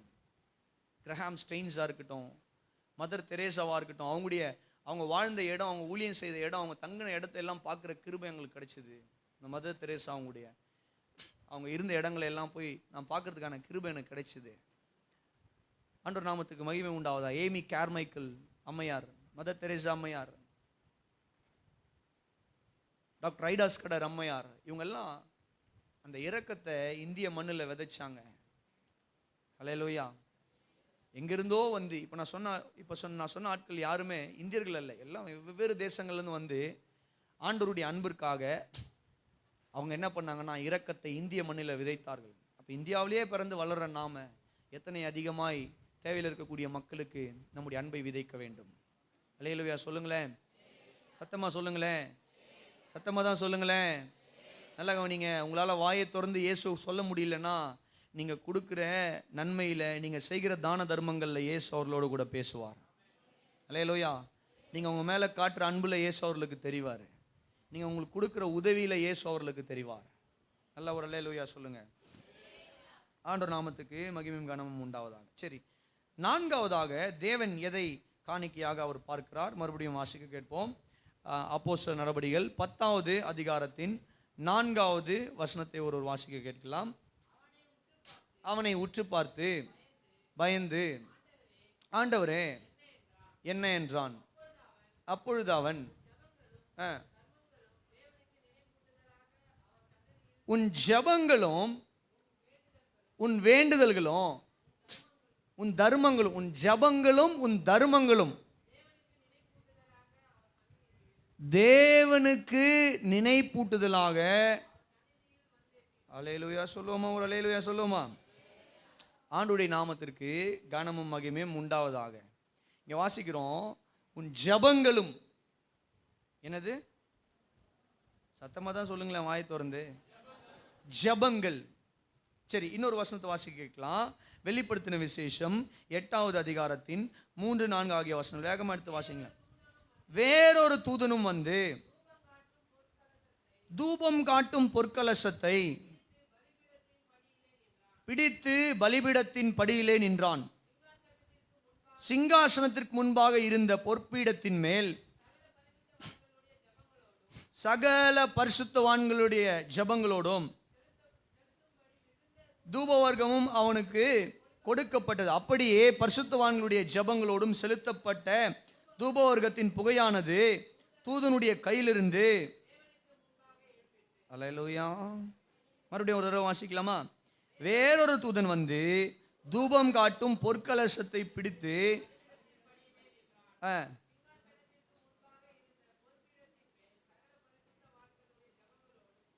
ஜபங்களோடும் செலுத்தும்படிக்கு மிகுந்த தூபவர்க்கம் அவனுக்கு கொடுக்கப்பட்டது. அப்படியே பரிசுத்தவான்களுடைய ஜபங்களோடும் செலுத்தப்பட்ட தூபவர்க்கத்தின் புகையானது தூதனுடைய கையிலிருந்து தேவனுக்கு முன்பாக எழும்பிற்று. ஆண்டவர் நாமத்திற்கு மகிமையும் கனமும் உண்டாவதாக. அல்லேலூயா சொல்லுங்களேன். கர்த்தர் நாமத்துக்கு மகிமையும் கனமும் உண்டாகட்டும். இங்கே வாசிக்கிறோம், பரலோகத்தில் நடக்கக்கூடிய ஒரு காட்சியை அப்போஸ்தலனாகிய யோவான் அவர் பார்க்கிறார். அவருக்கு வெளிப்படுத்தப்பட்ட ஒரு விஷயம். இதில் நாம் பார்க்கிறோம், ஒரு தூதனுடைய கையில் என்ன இருக்குது அப்படின்னு சொல்லி கேட்டிங்கன்னா பொற்கலசம். அந்த பொற்கலசத்தில் என்ன இருக்குது அப்படின்னு சொல்லி கேட்டிங்கன்னா பரிசுத்தவான்களுடைய ஜெபங்கள். அல்லேலூயா. ஆனால் இங்கே யோவான் என்ன பண்ணுறாரு அப்படின்னு சொல்லி கேட்டிங்கன்னா, பரலோகத்தில் என்ன பண்ணுறாருன்னு சொல்லி கேட்டிங்கன்னா நடக்கக்கூடிய காரியத்தை அவர் பார்க்கிறார். அல்லேலூயா சொல்லுங்களேன். கவனிங்க, கர்த்தருடைய நாமத்திற்கு மகிமையும் கனமும் உண்டாகட்டும். பழைய ஏற்பாட்டின் காலத்தில் ஆசாரிப்பு கூடாரத்தில் தூபபீடம் என்கிற ஒரு பகுதி இருந்தது. இந்த தூபபீடம் என்பது கொஞ்சம் ஹைட்டாக இருக்கும். அந்த பீடத்தின் மீது என்ன பண்ணுவாங்கன்னு சொல்லி கேட்டிங்கன்னா தூபம் காட்டுவாங்க, கொண்டு போய் அதில் போடுவாங்க. என்ன போடுவாங்க? பலிபீடத்தில் இருக்கக்கூடிய சாம்பலை கொஞ்சம் எடுத்து சில சுகந்த வாசனைகளை அதில் போட்டு, பிராங்கின்சென்ஸ் அப்படின்னு சொல்லுவாங்க, அவைகளை அதில் போட்டு என்ன பண்ணுவாங்க அப்படின்னு சொல்லிட்டுனா இதுதான் சுகந்த வாசனை. இவைகள் எல்லாம் போட்டு கொண்டு போய் ஒரு பவுலில் வச்சு என்ன பண்ணுவாங்கன்னா கொண்டு போய் அந்த தூபபீடத்தில் போடுவாங்க. அந்த தூபபீடத்தில் அந்த புகை என்ன பண்ணணும்னா அப்படியே எழும்பி ஆசாரிப்பு கூடாரத்தில் இருக்கக்கூடிய அந்த திரைச்சிலை வழியாக அது நுழைந்து அது மேலே ஏறி அந்த புகை மேலே போகும். அப்படியே இதை பார்க்கும் பொழுது வெளியே இருக்கக்கூடிய ஜனங்களுக்கு இது என்ன அடையாளம் அப்படின்னு சொல்லி கேட்டிங்கன்னா, இந்த தூபம் அந்த தூப பீடத்தில் தூபம் இடுவது, அந்த புகை எழும்பி மேலே போவது எதற்கு அடையாளம்னு சொல்லி கேட்டீங்கன்னா, ஜபத்துக்கு அடையாளம். ஜபத்தோட அவன் அங்கே நின்றுட்டு இருப்பான், நிறைய வேண்டுதலோடு விண்ணப்பத்தோடு நின்றுட்டு இருப்பான். அதையெல்லாம் கொண்டு போய் தேவ சமூகத்தில் போடும் பொழுது உங்களுடைய வேண்டுதல் விண்ணப்பங்கள் எல்லாம் தேவனுடைய சமூகத்தில் அது என்ன பண்ணுதுன்னா, மேலே இந்த புகை எப்படி மேலே எழும்பி போகிறதோ அதே போல உன்னுடைய ஜபங்கள், உன்னுடைய வேண்டுதல்கள் எல்லாம் தேவ சமூகத்தில் அது எழும்பி மேலே போகும். கர்த்தர் உன்னுடைய ஜபங்களுக்கு பதில் தருவார் என்பதை காண்பிக்கிற வண்ணமாக பழைய ஏற்பாட்டில் தூபம் காண்பிக்கப்பட்டது. ஒரு அல்லேலூயா சொல்லுங்களேன், சத்தமா சொல்லுங்க. ஓகே, இப்போ உங்களுக்கு விளங்கியிருக்கும்னு நினைக்கிறேன். அதாவது இதற்கு நிகரான ஒரு சம்பவத்தை அப்போஸ்தலனாகிய யோவான் பரலோகத்தில் நடப்பதாக காண்கிறார். என்ன பார்க்கிறாரு? பரலோகத்தில் ஒரு பலிபீடத்தை பார்க்கிறாரு. அங்கே ஒரு தூதன் என்ன பண்ணுறாரு அப்படின்னு சொல்லி கேட்டிங்கன்னா, பொற்கலசத்தை வச்சிருக்கிறாரு. அந்த கலசத்துக்குள்ள தூபம் இருக்குது. என்ன தூபம் சொல்லி கேட்டிங்கன்னா, பரிசுத்தவான்களுடைய ஜெபம் என்கிற தூபம். அல்லேலூயா. அதை கொண்டு போய் தேவ சமூகத்தில் சேர்ப்பதற்காக ஒரு தூதன் என்ன பண்ணுறான்னு சொல்லி கேட்டிங்கன்னா, கையில் பொற்கலசத்தில் தேவ பிள்ளைகளுடைய பரிசுத்தவான்களுடைய ஜபங்களை அவன் வைத்திருக்கிறான். அப்போது அது தேவனுடைய சமூகத்தில் கொண்டு போய் படைக்கப்படும் பொழுது அந்த ஜபங்களை எல்லாம் தேவன் என்ன பண்ணுறாருன்னு சொல்லி கேட்டிங்கன்னா கேட்கிறார் என்பதை இந்த அப்போஸ்தலனாகிய யோவான் என்ன பண்ணுறாருன்னா, ஒரு தரிசனத்தில் அவர் அங்கே பார்க்கிறதை நாம் காண முடிகிறது. ஒரு அல்லேலூயா சொல்லுங்களேன். அப்போ என்ன சொல்ல வராரு? நல்லா கவனிங்க, என்ன சொல்ல வராருங்க? இந்த வெளிப்பாடு மூலமாக தேவன் என்ன சொல்ல வருகிறார்? யோவான் ஸ்நானகன் பார்த்த தரிசனத்தின் மூலமாக தேவன் என்ன சொல்ல வருகிறார்? 2000 வருஷம் காலமா? இல்லை, அதுக்கும் இன்னும் பின்னாடி போயிடலாமா? 4000 வருஷம் அல்லது 6000 வருஷம்? ஆதாம் தோன்றினதிலிருந்து எத்தனையோ பரிசுத்தவான்கள் இந்த பூமியிலே வாழ்ந்து அவர்கள் செய்த ஜபங்கள், அவர்கள் செய்த அத்தனை ஜபங்கள் உண்மையான இருதயத்தோடு, உத்தம இருதயத்தோடு, உண்மையுள்ள இருதயத்தோடு, உள்ளத்தின் ஆழத்திலிருந்து தேவ பிள்ளைகள் செய்த அத்தனை ஜபங்களையும் தேவன் ஒரு நாளும் மறவாமல் அவர் என்ன பண்றாருன்னு சொல்லி கேட்டீங்கன்னா, பொற்கலசத்தில் எதில் வச்சிருந்தாரா? இன்னொரு வசனத்தை வாசிக்கலாம். வெளிப்படுத்தின விசேஷம் 5:8 வாசிச்சிருங்க. சேர்த்து இந்த குறிப்பை பேசிடுறேன், கர்த்தர் உங்களை ஆஸ்வதிப்பார். அந்த புஸ்தகத்தை அவர் வாங்கின போது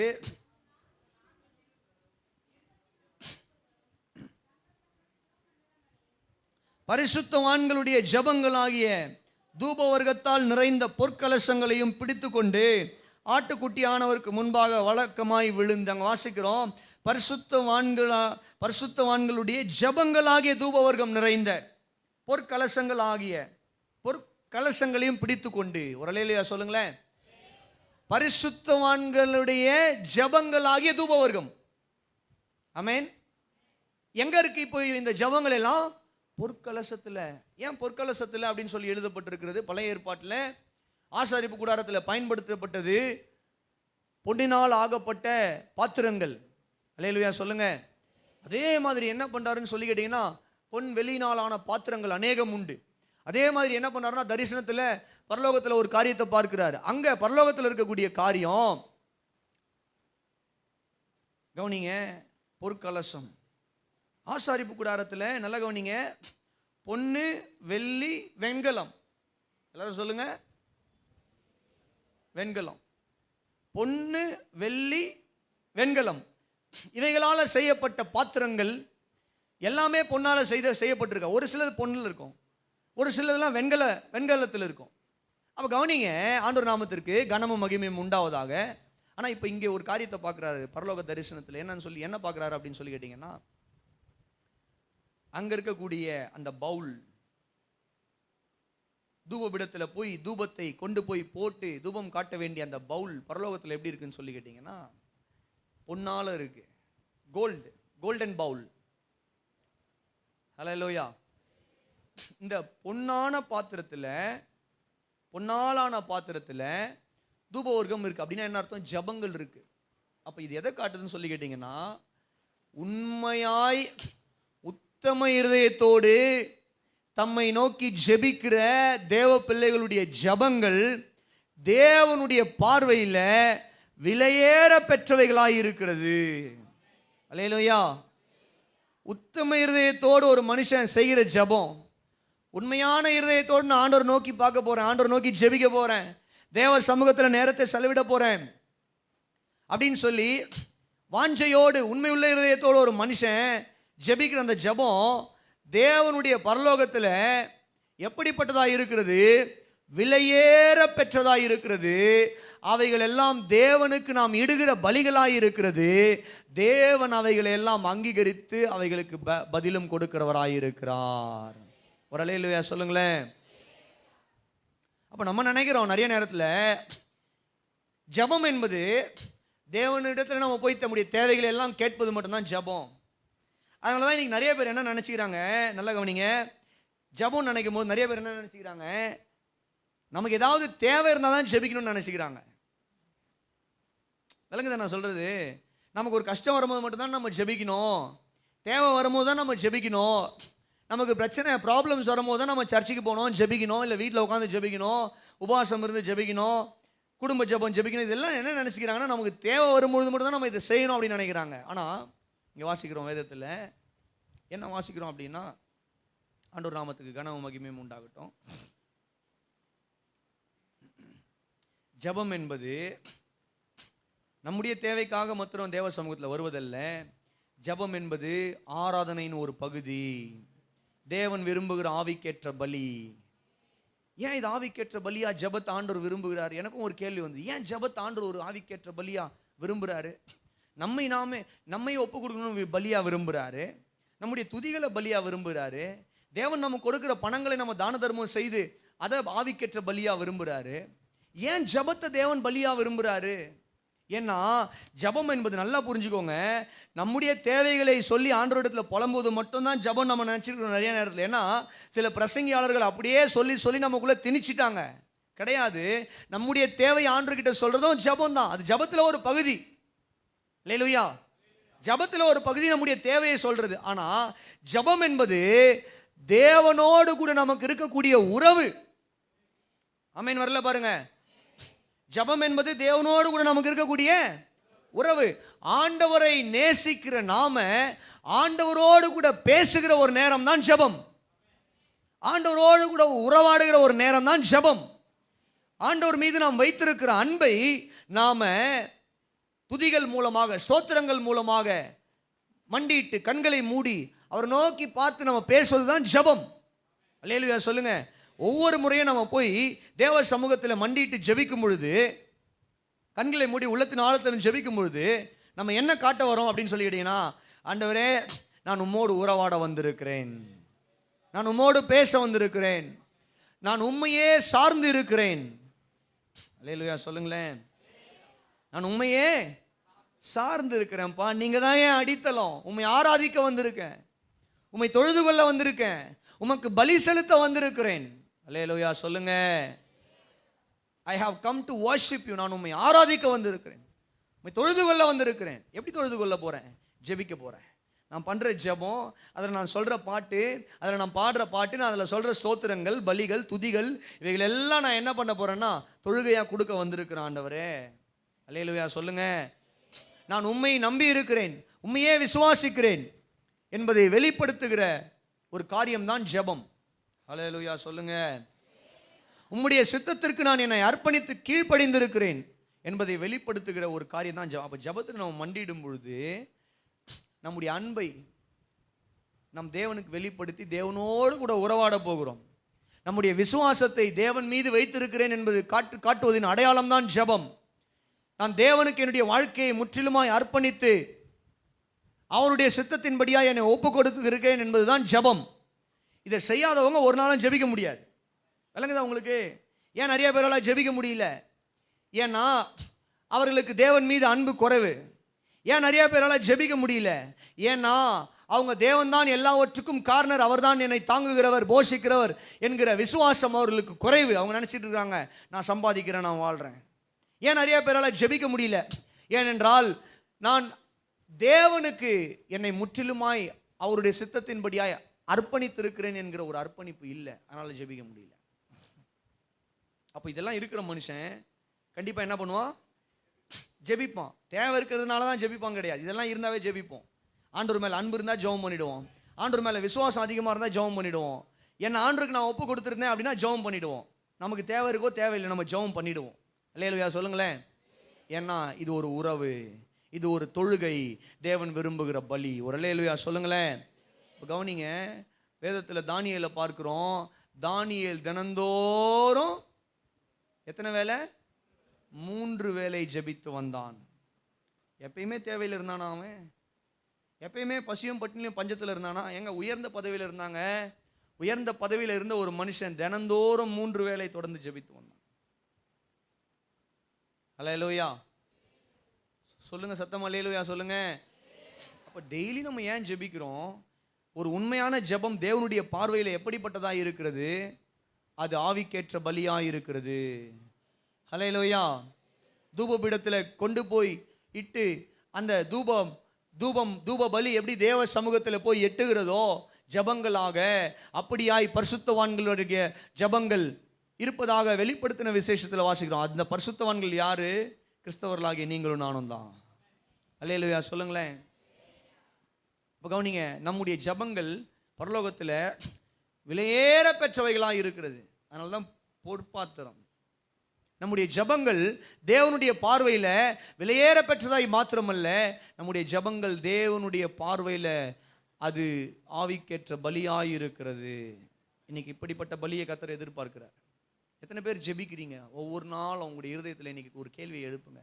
நான் ஜெபிக்கிறேன்னா எதற்காக நான் ஜெபிக்கிறேன்? என்னுடைய தேவைக்காக மாத்திரம் ஜெபிக்கிறேனா, அல்லது ஆண்டவரை தொழுது கொள்ள நான் ஜெபிக்கிறேனா? ஆமென். தேவைக்காக நம்ம ஜெபிக்கணும், தப்புன்னு நான் சொல்லவே மாட்டேன். ஆண்டவரே அதை நிறைய இடத்துல சொல்லியிருக்கிறார். கேளுங்கள் அப்பொழுது உங்களுக்கு கொடுக்கப்படும். கேளுங்க அப்படின்னு சொன்னார். ஆனால் அது ஜபத்தில் ஒரு பகுதி தான் கேட்கறது. நம்ம ஜபத்தில் முழுக்கவே கேட்கறதா மாற்றிடக்கூடாது. ஆண்டவரை துதிக்கணும், ஆண்டவரை ஸ்தோத்திரம் பண்ணணும், ஆண்டவருடைய மகிமையை அந்த இடத்துல பேசணும். அல்லேலூயா சொல்லுங்களேன். ஆண்டவரோடு கூட உறவாடணும். ஒரு அல்லேலூயா சொல்லுங்க, சத்தமாக சொல்லுங்க. நம்முடைய விசுவாசத்தை வெளிப்படுத்தணும், நம்முடைய அர்ப்பணிப்பை வெளிப்படுத்தணும். ஆண்டவர் என்னை அர்ப்பணிக்கிறோம்ப்பா, இந்த காரியத்துக்காக என்னை அர்ப்பணிக்கிற ஆண்டவர், இவைகள் எல்லாம் ஆண்டவரிடத்தில் நம்ம சொல்ல வேண்டும். ஒரு அல்லேலூயா சொல்லுங்களேன். இப்போ ஜபம் என்பது தேவன் விரும்புகிற ஒரு பலி. ஜபம் என்பது தேவனோடு கூட நமக்கு இருக்கக்கூடிய மிக முக்கியமான ஒரு உறவு. ஆமென். அல்லேலூயா சொல்லுங்க, சத்தமா சொல்லுங்க அல்லேலூயா. அப்போ ஜென்யூன் பிரேயர், உண்மையான ஒரு ஜபம் தேவனுடைய பார்வையில் எப்படி இருக்கிறது? அது பலியாக இருக்கிறது. தேவன் விரும்புகிற பலி. ஒரு அல்லேலூயா சொல்லிடுங்களேன், சத்தமாக சொல்லுங்க. அப்போ கவனிங்க, ஆவிக்கேற்ற பலிகளில் 4 காரியங்களை முதல்ல என்ன பார்த்தோம்? நம்மை நாமே ஜீவ பலியாக ஒப்பு கொடுப்பது. 2வது என்ன பார்த்தோம்? ஸ்தோத்திர பலிகளை செலுத்துவது. 3வது நன்மையும் தான தர்மங்களை செய்கிற பலி. 4வது ஜபம் என்கிற பலி. 5வது நீங்க பார்த்தீங்கன்னா, ஆண்டவர் நாமத்துக்கு மகிமை உண்டாவதாக, தேவன் நமக்கு கொடுத்திருக்கிற ஆசீர்வாதங்களை கர்த்தருக்கு என்று காணிக்கையாய் கொடுப்பதும் ஒரு ஆவிக்கேற்ற பலியாக வேதம் நமக்கு காண்பிக்கிறது. வாசிங்க, பிலிப்பியர் 4வது அதிகாரத்தின் 18வது வசனத்தை நாம் வாசிக்க கேட்போம். பிலிப்பியர் 4:18. எல்லாம் எனக்கு கிடைத்தது, பரிபூரணமும் உண்டாயிருக்கிறது. உங்களால் அனுப்பப்பட்டவைகளை சுகந்த வாசனையும் தேவனுக்கு பிரியமான உகந்த பலியுமாக எப்பாப்ராதீத்துவின் கையிலே வரப்பற்றி கொண்டபடியால் நான் திருப்தி அடைந்திருக்கிறேன். ஆண்டவர் நாமத்திற்கு கனமும் மகிமையும் உண்டாவதாக. இந்த பிலிப்பு சபையினர் அப்போஸ்தலனாகிய பவுல் சிறைச்சாலையில் இருக்கும் பொழுது பவுலுக்கு காணிக்கை கொடுத்து அனுப்புகிறாங்க. பவுல் அந்த காணிக்கையை வாங்கிட்டு அவங்களுக்கு எழுதுகிற நிருபம் தான் இந்த பிலிப்பியர் நிருபம். அங்கே இருக்கிற காரியங்களை எல்லாம் அறிந்து கொண்டு அவர்களை வாழ்த்தும்படி உற்சாகப்படுத்தும்படி. அப்போ எழுதும் போது சொல்கிறாரு, எல்லாம் எனக்கு கிடைச்சதுப்பா, நீங்கள் கொடுத்தது எல்லாம் எனக்கு வந்தது, அதை நான் என்ன பண்ணுறேன்னு சொல்லிக்கிட்டீங்கன்னா, அனுப்பப்பட்டவைகளை நான் என்ன பண்ணேன்? ஏற்றுக்கிட்டேன். நான் ஏற்றுக்கிட்டேன்றதை விட தேவனுக்கு பிரியமான சுகந்த, இல்லையா, தேவனுக்கு பிரியமான சுகந்த வாசனையும் தேவனுக்கு பிரியமான உகந்த பலியாக அதை என்ன பண்ண ஆண்டவர் கிருபையால் உங்கள் கையிலேருந்து நான் என்ன பண்ணேன்? பெற்றுக்கொண்டேன். ஒரு அல்லேலூயா சொல்லுவீங்களா? சத்தமாக தான் சொல்லுங்களேன். அவர் சொல்றாரு, தேவனுக்கு பிரியமான சுகந்த வாசனையான உகந்த பலியாக என்ன பண்ணேன்னா உங்களுடைய காணிக்கைகளை பெற்றுக்கொண்டேன். ஹல்லேலூயா, ஹல்லேலூயா. இந்த வார்த்தையை கவனிக்கணும். ஏன் இதை சொல்கிறேன்றதை கவனிக்கணும். பவுல் ஏன் இப்படி சொல்கிறாருன்றதை கவனிக்கணும். அவர் சொல்கிறாரு, நீங்கள் எனக்கு காணிக்கை கொடுத்தீங்க, ரொம்ப ஸ்தோத்திரம், கர்த்தர் உங்களை ஆஸ்வதிப்பார் அப்படின்னு சொல்லிட்டு, அதுக்கப்புறம் என் தேவன் தம்முடைய ஐஸ்வர்யத்தின்படி உங்கள் குறைவுகளை எல்லாம் கிறிஸ்து இயேசுக்குள்ளே மகிமையில் நிறைவாக்குவார். இப்படி எழுதியிருக்கலாம். கரெக்டா? காணிக்கை கொடுத்ததுக்காக ஸ்தோத்திரம், எல்லாம் வந்தது, எனக்கு கிடைச்சிது, அதற்காக நான் கர்த்தரை ஸ்தோத்தரிக்கிறேன். என் தேவன் தம்முடைய ஐஸ்வர்யத்தின்படி உங்கள் குறைவுகளை எல்லாம் கிறிஸ்து இயேசுக்குள்ளே நிறைவாக்குவாராக அப்படின்னு எழுதி முடிச்சிருக்கலாம். ஆனால் நடுவில் ஒரு காரியத்தை இன்சர்ட் பண்ணுறாரு, ஒரு காரியத்தை ஆட் பண்ணுறாரு.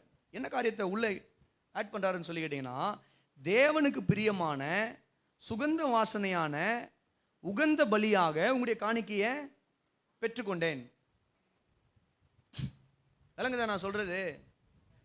டைரக்டா சொல்லாம நடுவில் ஒரு காரியத்தை ஆட் பண்றாரு. ஏன் இதை ஆட் பண்ணணும்? ஏன் இதை ஆட் பண்ணணும்னா, அந்த ஜனங்களுக்கு ஒரு காரியத்தை சொல்லிக் கொடுக்கணும். ஏனென்றால் நீங்கள் கொடுத்திருக்கிற காணிக்கை, நீங்கள் கொடுத்திருக்கிற அனுப்பியிருக்கிற அந்த பணம், நீங்கள் அனுப்பியிருக்கிற அந்த துணிமணி, நீங்கள் அனுப்பியிருக்கிற அந்த அரிசியோ பருப்போ இல்லை மற்ற எந்த தேவையோ நீங்கள் என்ன பண்ணல, எனக்காக கொடுக்கணும் அப்படின்ற நோக்கத்தோடு நீங்கள் கொடுக்கல. என் மேலே இருக்கிற அன்பில் நீங்கள் கொடுத்துருந்தாலும் அதை நீங்கள் முதல்ல என்ன நோக்கத்தோடு கொடுக்குறீங்கன்றதை நீங்கள் புரிஞ்சிக்கணும். என்ன நோக்கத்தோடுனா, நீ கொடுத்துருக்கிற சட்டை, நீ எனக்கு அனுப்பியிருக்கிற டவலு, நீ அனுப்பியிருக்கிற சோப்பு, நீ அனுப்பியிருக்கிற அந்த காசு, நீ அனுப்பியிருக்கிற அந்த ஸ்நாக்ஸு, அந்த தின்பண்டங்கள், இவைகள் எல்லாம் தேவனுக்கு நீ கொடுத்திருக்கிறாய். அல்லேலூயா. இது நீ யாருக்கு கொடுத்திருக்கிற? தேவனுக்கு கொடுத்திருக்கிற.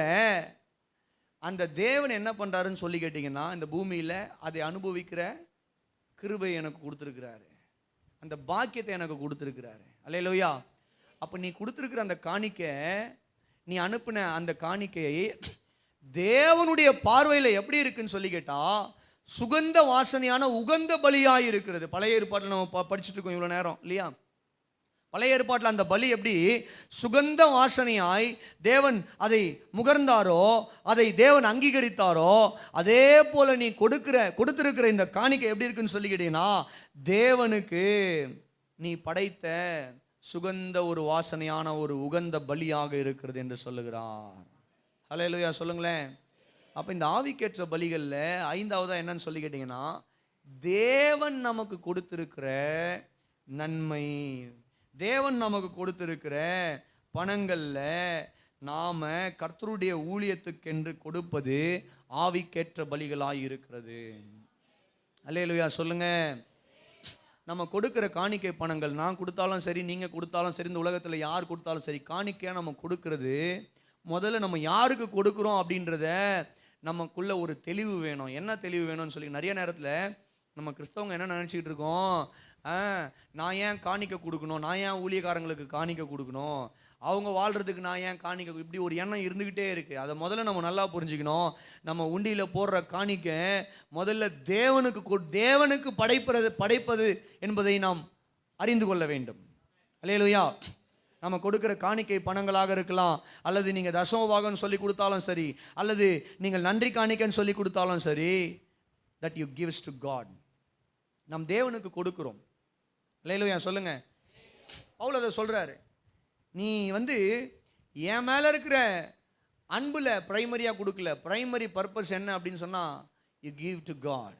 நீ தேவனுக்கு கொடுக்குறாய். அல்லேலூயா. சத்தமா சொல்லுங்களேன். அல்லேலூயா வரமாட்டேங்குது பாருங்க. சத்தமா சொல்லுங்க. அல்லேலூயா. ஆண்டவருடைய நாமத்திற்கு கனமும் மகிமையும் உண்டாவதாக. அப்போ கவனிங்க, கர்த்தருடைய பரிசுத்த நாமத்திற்கு கனமும் மகிமையும் உண்டாவதாக. அப்போ பழைய ஏற்பாட்டு பலிகள், the old language he speaks here, அவர் அங்கே இந்த வசனத்தில் அவர் பேசுகிற முற்றிலுமான காரியங்கள் பழைய ஏற்பாட்டு பலியோடு கூட ஒப்பிட்டு புதிய ஏற்பாட்டு காணிக்கையை அவர் விளக்குகிறார். அல்லேலூயா. புதிய ஏற்பாட்டில் நாம் தேவனுக்கு கொடுக்கக்கூடிய காணிக்கைகளை அவர் என்ன பண்ணுறாருன்னு சொல்லிக்கிட்டீங்கன்னா, பழைய ஏற்பாட்டு பலியோடு கூட ஒப்பிடுகிறார். பழைய ஏற்பாட்டு பலியோடு பழைய ஏற்பாட்டில் பலிகளை எப்படி அந்த ஜனங்க கொண்டு வந்து தேவ சமூகத்தில் கொடுத்தாங்களோ, அதே போல் ஆண்டவர் இன்னைக்கு நம்ம கையில் என்ன எதிர்பார்க்கல, ஆடு மாடு பலிகளை எதிர்பார்க்கல. அவர் தேவன் நமக்கு கொடுத்திருக்கிற வருமானத்தில் ஒரு பகுதியை தேவ சமூகத்தில் கொண்டு வந்து தேவனுடைய ஊழியத்தின் விரிவாக்கத்திற்காக, தேவனுடைய சுவிசேஷத்தின் பணிக்காக, தேவனுடைய ராஜ்யத்தின் வளர்ச்சிக்காக நாம் விதைக்கும் பொழுது அந்த காணிக்கை பணங்களை தேவன் எப்படி பார்க்கிறார் என்றால், சுகந்த வாசனையான உகந்த பலியா என்ன பண்றாருன்னு சொல்லி கேட்டீங்கன்னா அவர் அங்கீகரிக்கிறார். ஒரு அல்லேலூயா சொல்லுங்களேன், சத்தமா சொல்லுங்க. அப்போ நான் இந்த கிறிஸ்தவ நிதி நிர்வகிப்பு பொறுப்புன்னு சொல்லி ஒரு பிரசங்கம் செய்திருந்தேன், ஒரு புத்தகமாகவே எழுதியிருந்தேன். அதில் நான் மிக முக்கியமாய் ஒரு காரியத்தை நான் பேசி இருக்கும்போது அந்த பிரசங்கத்தில் ஒரு பகுதி என்னன்னு சொல்லி கேட்டீங்கன்னா, தேவன் நமக்கு கொடுத்திருக்கிற பணங்களை நாம் இந்த பூமியில் என்ன நோக்கத்திற்காக செலவு செய்கிறோம், அதில் ஒரு நோக்கம் தேவனுடைய ராஜ்யத்தின் வளர்ச்சிக்காக கொடுப்பது. அல்லேலூயா. அப்போ கொடுப்பது என்பது is an act of worship. நாம் கொடுக்கிற காணிக்கை என்பது அது தொழுகையில் ஒரு பகுதி. that is a part of worship. அல்லேலூயா சொல்லுங்களேன். ஜெபிப்பது எப்படி தேவனுக்கு பலியோ, துதிப்பது எப்படி தேவனுக்கு பலியோ, அதே போல நாம் கொடுப்பதும் தேவனுக்கு நாம் செலுத்துகிற பலி என்பதை நாம் புரிந்து கொள்ள வேண்டும். அல்லேலூயா, அல்லேலூயா. இப்படிப்பட்ட ஆவிக்கேற்ற பலியை தேவன் விரும்புகிறார். இப்படி இதுதான் ஸ்பிரிச்சுவல் சாக்ரிஃபைசஸ். அல்லேலூயா சொல்லுங்க, அல்லேலூயா. இதெல்லாம் தொழுகை, இதெல்லாம் வர்ஷிப். நம்ம நினைக்கிறோம் தொழுகைன்னா கண்ணை மூடிட்டு அல்லேலூயா பாடுறது மட்டும்தானா? பாடுறது தொழுகை, ஜெபிக்கிறது தொழுகை. அல்லேலூயா சொல்லுங்க. நம்மை நாமே ஜீவ பலியாக ஒப்பு கொடுப்பது தொழுகை. அல்லேலூயா. கர்த்தருக்கு என்று நாம் கொடுப்பதும் தொழுகை. சத்தமா சொல்லுங்க. அப்போ இந்த கர்த்தருக்கு கொடுக்கிறது நான் பல தடவை சொல்லியிருக்கேன். நீங்க வசனம் வாசிக்க வேணாம், 3 காரியத்தை மாத்திரம் நான் சொல்றேன், நினைவில் வச்சுக்கோங்க. முதல்ல என்னன்னு சொல்லி கேட்டீங்கன்னா, தாராளமாய் கொடுக்கணும். எல்லாரும் சொல்லுங்க, தாராளமாய் கொடுக்கணும். ரெண்டாவது நீங்க பார்த்தீங்கன்னா மனப்பூர்வமாய் கொடுக்கணும், மனப்பூர்வமாய். மூன்றாவது நீங்க பார்த்தீங்கன்னா சிறந்ததை கொடுக்கணும். அல்லேலூயா சொல்லுங்க, எல்லாம் சொல்லுங்க. தாராளமாய் கொடுக்கணும். நீதிமொழிகள் 11:25. மனப்பூர்வமாய் கொடுக்கணும். 2 கொரிந்தியர் 9:7. சிறந்ததை கொடுக்க வேண்டும். மல்கியா 1:7-8. மறுபடியும் நான் சொல்றேன், தாராளமாய் கொடுக்க வேண்டும். நீதிமொழிகள் 11:25. மனப்பூர்வமாய் கொடுக்க வேண்டும். 2 கொரிந்தியர் 9:7. சிறந்ததை கொடுக்க வேண்டும். மல்கியா 1:7-8. நம்ம கிட்ட இருக்கக்கூடிய கெட்டு போனதை அல்ல, நம்ம கிட்ட இருக்கக்கூடிய உதவாததை அல்ல, வீணா போறது கிடையாது, வேஸ்டா போறது தானே அப்படின்னு சொல்லி கிடையாது, இல்லையா? Give to God your best. ஆமென், அல்லேலூயா. எல்லாம் சொல்லுங்க. தாராளமா கொடுக்கணும், மனப்பூர்வமா கொடுக்கணும், சிறந்ததை கொடுக்கணும். சொல்லுங்க மறுபடியும், சிறந்ததை கொடுக்கணும். கர்த்தருக்கு என்று நாம் கொடுக்கிறது, நம்ம எங்கேயாவது மொய் வைக்கிறதுக்கு போகும்போது மொய் கவரில் கீஞ்சி போன நோட்டை வைப்போமா? சொல்லுங்க, வைப்போமா? வைக்க மாட்டோமா? வைக்க மாட்டோம். இல்லை யாருக்காவது நம்ம ஒரு ஆட்டுக்குட்டியை கிஃப்டாக கொடுக்குறோம், இல்லை நம்முடைய ஏதாவது பொருட்களை கிஃப்டாக கொடுக்குறோன்னா உடஞ்சி பிஞ்சு போனதை கொடுப்போமா? சொல்லுங்க. புழுத்து போன அரிசியை கொடுப்போமா? குப்பையில் கொட்டக்கூடிய பருப்பையும் வெங்காயத்தையும் கொடுப்போமா? கொடுக்க மாட்டோம். ஆமாவா இல்லையா? அப்போ தேவனுக்கு நம்ம கொடுக்கறத சிறந்ததாக கொடுக்கணும், மனப்பூர்வமாக கொடுக்கணும். அல்லேலூயா. நீங்கள் எவ்வளோ கொடுத்தாலும், எதை கொடுத்தாலும், எவ்வளோ கொடுத்தாலும் அதை மனப்பூர்வமாக கொடுக்கணும், தாராளமாய் கொடுக்கணும். அல்லேலூயா சொல்லுங்களேன்.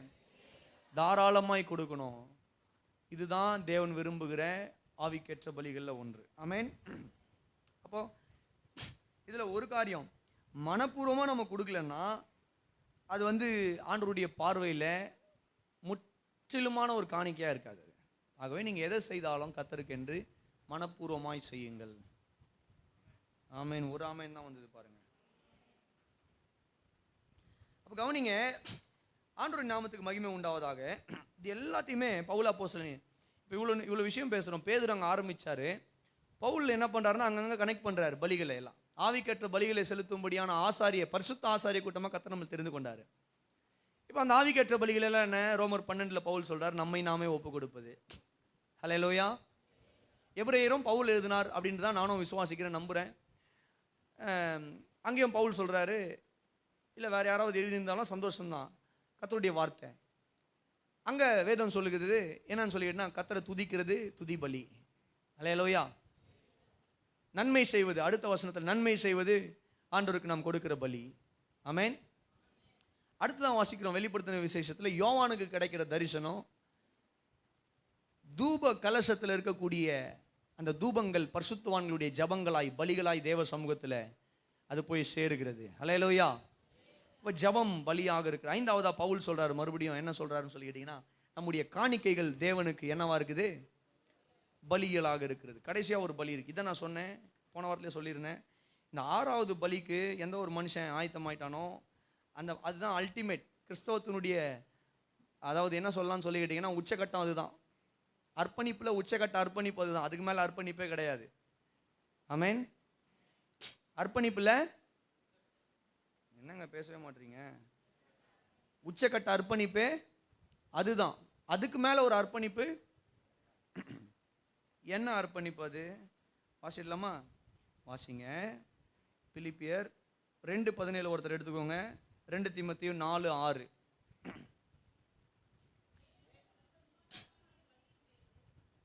சிஸ்டர் இன்னொரு தடவை வாசிக்கிறீங்களா?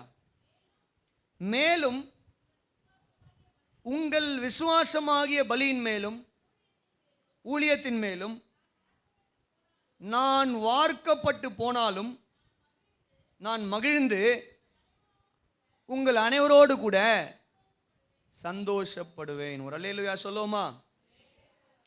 2 தீமோத்தேயு 4:6. ஏனென்றால் நான் இப்பொழுது பானபலியாக வார்க்கப்பட போகிறேன், தேகத்தை விட்டு பிரியும் காலம் வந்தது. அப்போஸ்தலனாகிய பவுல் இந்த 2 இடத்துல என்ன எழுதுறாருன்னு சொல்லி கேட்டீங்கன்னா, பானபலி என்ன பலி? Drink offering. பழைய ஏற்பாட்டில் ட்ரிங்க் ஆஃபரிங் ஒன்று இருந்தது. நல்லா கவனிங்க. பானபலி, அந்த பலியினுடைய பேரே பானபலி. அது எப்படி செலுத்துவாங்கன்றது நான் சொல்லிடுறேன், நல்லா கவனிங்க. இப்போ பிலிப்பியர் 2:17 ஒரு என்ன அர்த்தத்தில் இதை சொல்றாரு? உங்கள் விசுவாசமாகிய பலியின் மீது நான் வார்க்கப்பட்டு போனாலும் எனக்கு சந்தோஷமா நான் ஏற்றுக்குவேன் அப்படின்றாரு. பழைய ஏற்பாட்டில் இந்த பலிகள் சாக்ரிஃபிஷியல் சிஸ்டம் சொன்னாலே அது ரொம்ப பெருசுன்னு சொல்லியிருந்தேன். எவ்வளோ பெருசுன்னு பாருங்க. நீண்டு போயிட்டே இருக்கும், இன்னும் நம்ம படிக்கணும்னா போயிட்டே இருக்கும். நான் பேசிக்கிட்டே இருந்தால் நீங்களும் எழுந்து போயிட்டே இருப்பீங்க. அதில் எந்த பலி செலுத்தினாலும், பழைய ஏற்பாட்டில் எந்த பலி செலுத்தினாலும் கூட கொஞ்சம் போஜன பலியை கொடுக்கணும். அந்த பலி அது பலிபீடத்தில் செலுத்தப்பட்டு கொண்டிருக்கிறதான அந்த வேலையில் அதில் என்ன பண்ணணும்னு சொல்லி கேட்டிங்கன்னா, ஒவ்வொரு பலிக்கும் ஆண்டவர் சில அளவுகளை வைத்திருந்தார். அந்த அளவுக்கு திராட்சை ரசத்தை எடுத்து அந்த பலிகளின் மீது என்ன பண்ணணும்னா பான பலியாக ஊற்றப்பட வேண்டும். உதாரணத்துக்கு ஒரு வெள்ளாட்டுக்கடா பலிபீடத்தில் பலியிடப்பட்டு அது பலிபீடத்தில் எரிந்து கொண்டிருக்கிறது வச்சுக்கோங்க. அது கூட ஒரு அளவில் தேவன் குறிப்பிட்டிருக்கிற அளவில் போஜன பலியை செலுத்திட்டு அதில் என்ன பண்ணணும்னா திராட்சை ரசத்தை எடுத்து பான பலியாக என்ன பண்ணணும்னா ஊற்றணும். இதை ஊற்றும் பொழுது அந்த வெள்ளாட்டுக்கடா சர்வாங்க தகன பலியாக இருக்கலாம், இல்லை வேற எந்த பலியாக இருக்கலாம், அது அப்படியே ஆண்டவர் சமூகத்துக்கு போகும் பொழுது அதில் படைக்கப்படுகிற அந்த போஜன பலி அதுவும் போகும். அது மேலே ஊற்றப்படுகிற இந்த பான பலி திராட்சை ரசம் இருக்குது பார்த்தியா, இதுவும் என்ன பண்ணணும்னா தேவ சமூகத்துக்கு அது சுகந்த வாசனையாக போகும். இப்போ பவுல் சொல்கிறாரு, இந்த பலிபீடத்தில் வெந்துக்கிட்டு இருக்கிற பலி யாருன்னா நீங்கள் எல்லாரும் உங்களுடைய வாழ்க்கைப்பா. பிலிப்பு சபையினுடைய வாழ்க்கை, உங்களுடைய கிறிஸ்தவ ஜீவியம். நீங்கள் ஆண்டவருக்கு பலியாக உங்களை ஒப்பு கொடுத்துட்டீங்க, ஜீவ பலியாக ஒப்பு கொடுத்துட்டீங்க, ஜீவ பலியாக நீங்கள் ஆண்டவருக்காக வாழ்ந்துகிட்டு இருக்கீங்க. ஒருவேளை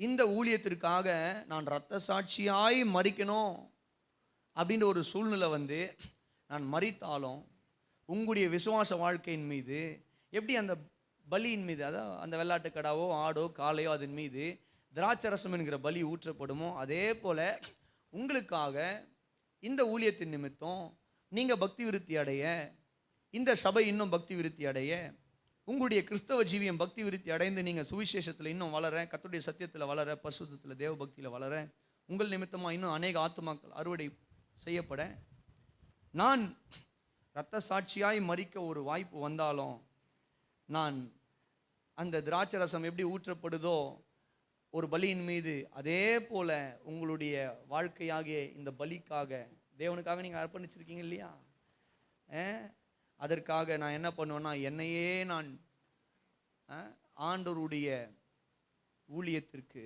ஆண்டவருடைய காரியத்திற்கு, சுவிசேஷ பணிக்கு நான் என்னை மரிக்கவும் நான் ஆயத்தமாய் ஒப்பு கொடுக்கிறேன். அல்லேலூயா. 2 தீமோத்தேயு 4:6 அவர் சொல்றாரு, நான் இப்பொழுது என்ன பண்ண போறேன், பானபலியாக வார்க்கப்பட்டு என்ன பண்ண போறேன், தேகத்தை விட்டு பிரியும் காலம் வந்தது. என்ன சொல்ல வர்றாரு அப்படின்னு சொல்லி 2 இடத்துலையும், என்னுடைய ஒட்டுமொத்த வாழ்க்கையும் தேவனுக்கு நான் ஜீவ பலியா ஒப்பு கொடுத்துட்டேன். இதனுடைய உச்சகட்ட முடிவு என்னன்னா, நான் ஆண்டவருக்காக இரத்த சாட்சியா எப்படி அந்த பானபலி ஊற்றப்படுகிறதோ அதே போல என்னுடைய வாழ்க்கையை, கடைசி இந்த ஜீவியத்தை, இந்த ரத்தத்தை, இந்த மூச்சை இருக்கிற வரைக்கும் ஆண்டவருக்காக வாழ அர்ப்பணிச்சிட்டேன். ஒருவேளை நாளைக்கு என்னை கொல்லும்படியாக சுவிசேஷத்துக்கு எதிரானவர்கள் வந்து என்னுடைய தலையை சீவினாலும், என்னை சுட்டு கொன்னாலும், இல்லை என்னை துன்புறுத்தி கொன்று போட்டாலும், நான் என்ன பண்ணுறேன்னு சொல்லி கேட்டிங்கன்னா, என்னுடைய வாழ்க்கையினுடைய முடிவை பானபலியா நான் ஆண்டவருக்கு கொடுக்கறதுக்கு ஆயத்தமாக இருக்கிறேன். அல்லேலூயா. அப்போது இது வந்து நரபலின்னு சொல்கிறாங்களே, அந்த மாதிரியா? இல்லை, நரபலின்றது வேற. இது வந்து ஃபிகர் ஆஃப் ஸ்பீச், உருவகமாய் அவர் பேசுகிறது. உருவகமாக அவர் சொல்கிறார். என்ன உருவகமாக சொல்கிறாரு? பழைய ஏற்பாட்டில் திராட்சை ரசத்தை எப்படி ஊற்றி அந்த பலியோடு கூட அது சுகந்த வாசனையாக ஏறி போகிறதோ, அதுபோல் என்னுடைய வாழ்க்கையை நான் ஜீவ பலியாகவே ஒப்பு கொடுத்திருந்தாலும், அதனுடைய உச்சக்கட்ட அர்ப்பணிப்பு என்னன்னா, ஆண்டவருக்காக நான் இரத்த சாட்சியாய் மரிக்கவும் ஆயத்தமாக இருக்கிறேன். அப்படி நான் மரிச்சேன்னா ஆண்டவர் அதை எப்படி ஏற்றுக்கொள்வார்னா, சுகந்த வாசனையாய் ஏற்றுக்கொள்வார். சத்தமாக சொல்லுங்களேன். இதை படிக்கும் போது தான் எனக்கு ஒரு கிளாரிட்டி கிடைச்சது. நல்லா கவனிங்க. நிறைய நேரத்தில் நம்ம யோசிக்கிறோம் இல்லையா, எவ்வளோ கிறிஸ்தவர்கள் உலகம் முழுவதும் துன்புறுத்தப்படுகிறார்கள், எவ்வளோ கிறிஸ்தவர்கள் அவர்கள் சுட்டு கொல்லப்படுகிறார்கள், எவ்வளவோ கிறிஸ்தவர்கள் அவர்கள் துன்புறுத்தப்பட்டு கொலை செய்யப்படுகிறார்கள், எவ்வளவோ கிறிஸ்தவர்கள் ஆங்காங்கே நிறைய தேசங்களில், நிறைய மாநிலங்களில் கொடுமைப்படுத்தப்பட்டு அவர்கள் துன்புறுத்தப்பட்டு கொலை செய்யப்படுகிறார்கள் அப்படின்னு சொல்லி நம்ம கேள்விப்படுறோம் இல்லையா? ஆமாவா இல்லையா? நீங்களாம் உங்களுக்குலாம் அந்த மாதிரி செய்தி வர்றதே இல்லையா? ஸ்தோத்திரம். இந்த மாதிரி செய்திகள்லாம் வரும் பொழுது நம்ம எல்லாருக்குள்ளேயும் ஒரு கேள்வி வரும். என்ன கேள்வின்னா, நம்மளையெல்லாம் பாதுகாத்த ஆண்டவர் ஏன் அவங்களையெல்லாம் பாதுகாக்கல? அவங்களையெல்லாம் ஆண்டவர் ஏன் கைவிட்டுட்டார்? ஆண்டவர் உங்களை காப்பாற்றிருக்கலாம்ல. 2 தூதனை அனுப்பி பட்டயத்தை கொண்டு போய் வச்சு காப்பாற்றிருக்கலாம்ல, பாதுகாத்துருக்கலாம்ல. அப்போ நம்மெல்லாம் அவங்கள விட பரிசுத்தவான்களோ அப்படின்ற நினைப்பெல்லாம் நிறைய நேரத்தில், சில நேரத்தில் நமக்கு வருவது உண்டு பாருங்க. அதெல்லாம் ஒன்றும் கிடையாது. அதெல்லாம் ஒன்றும் கிடையாது.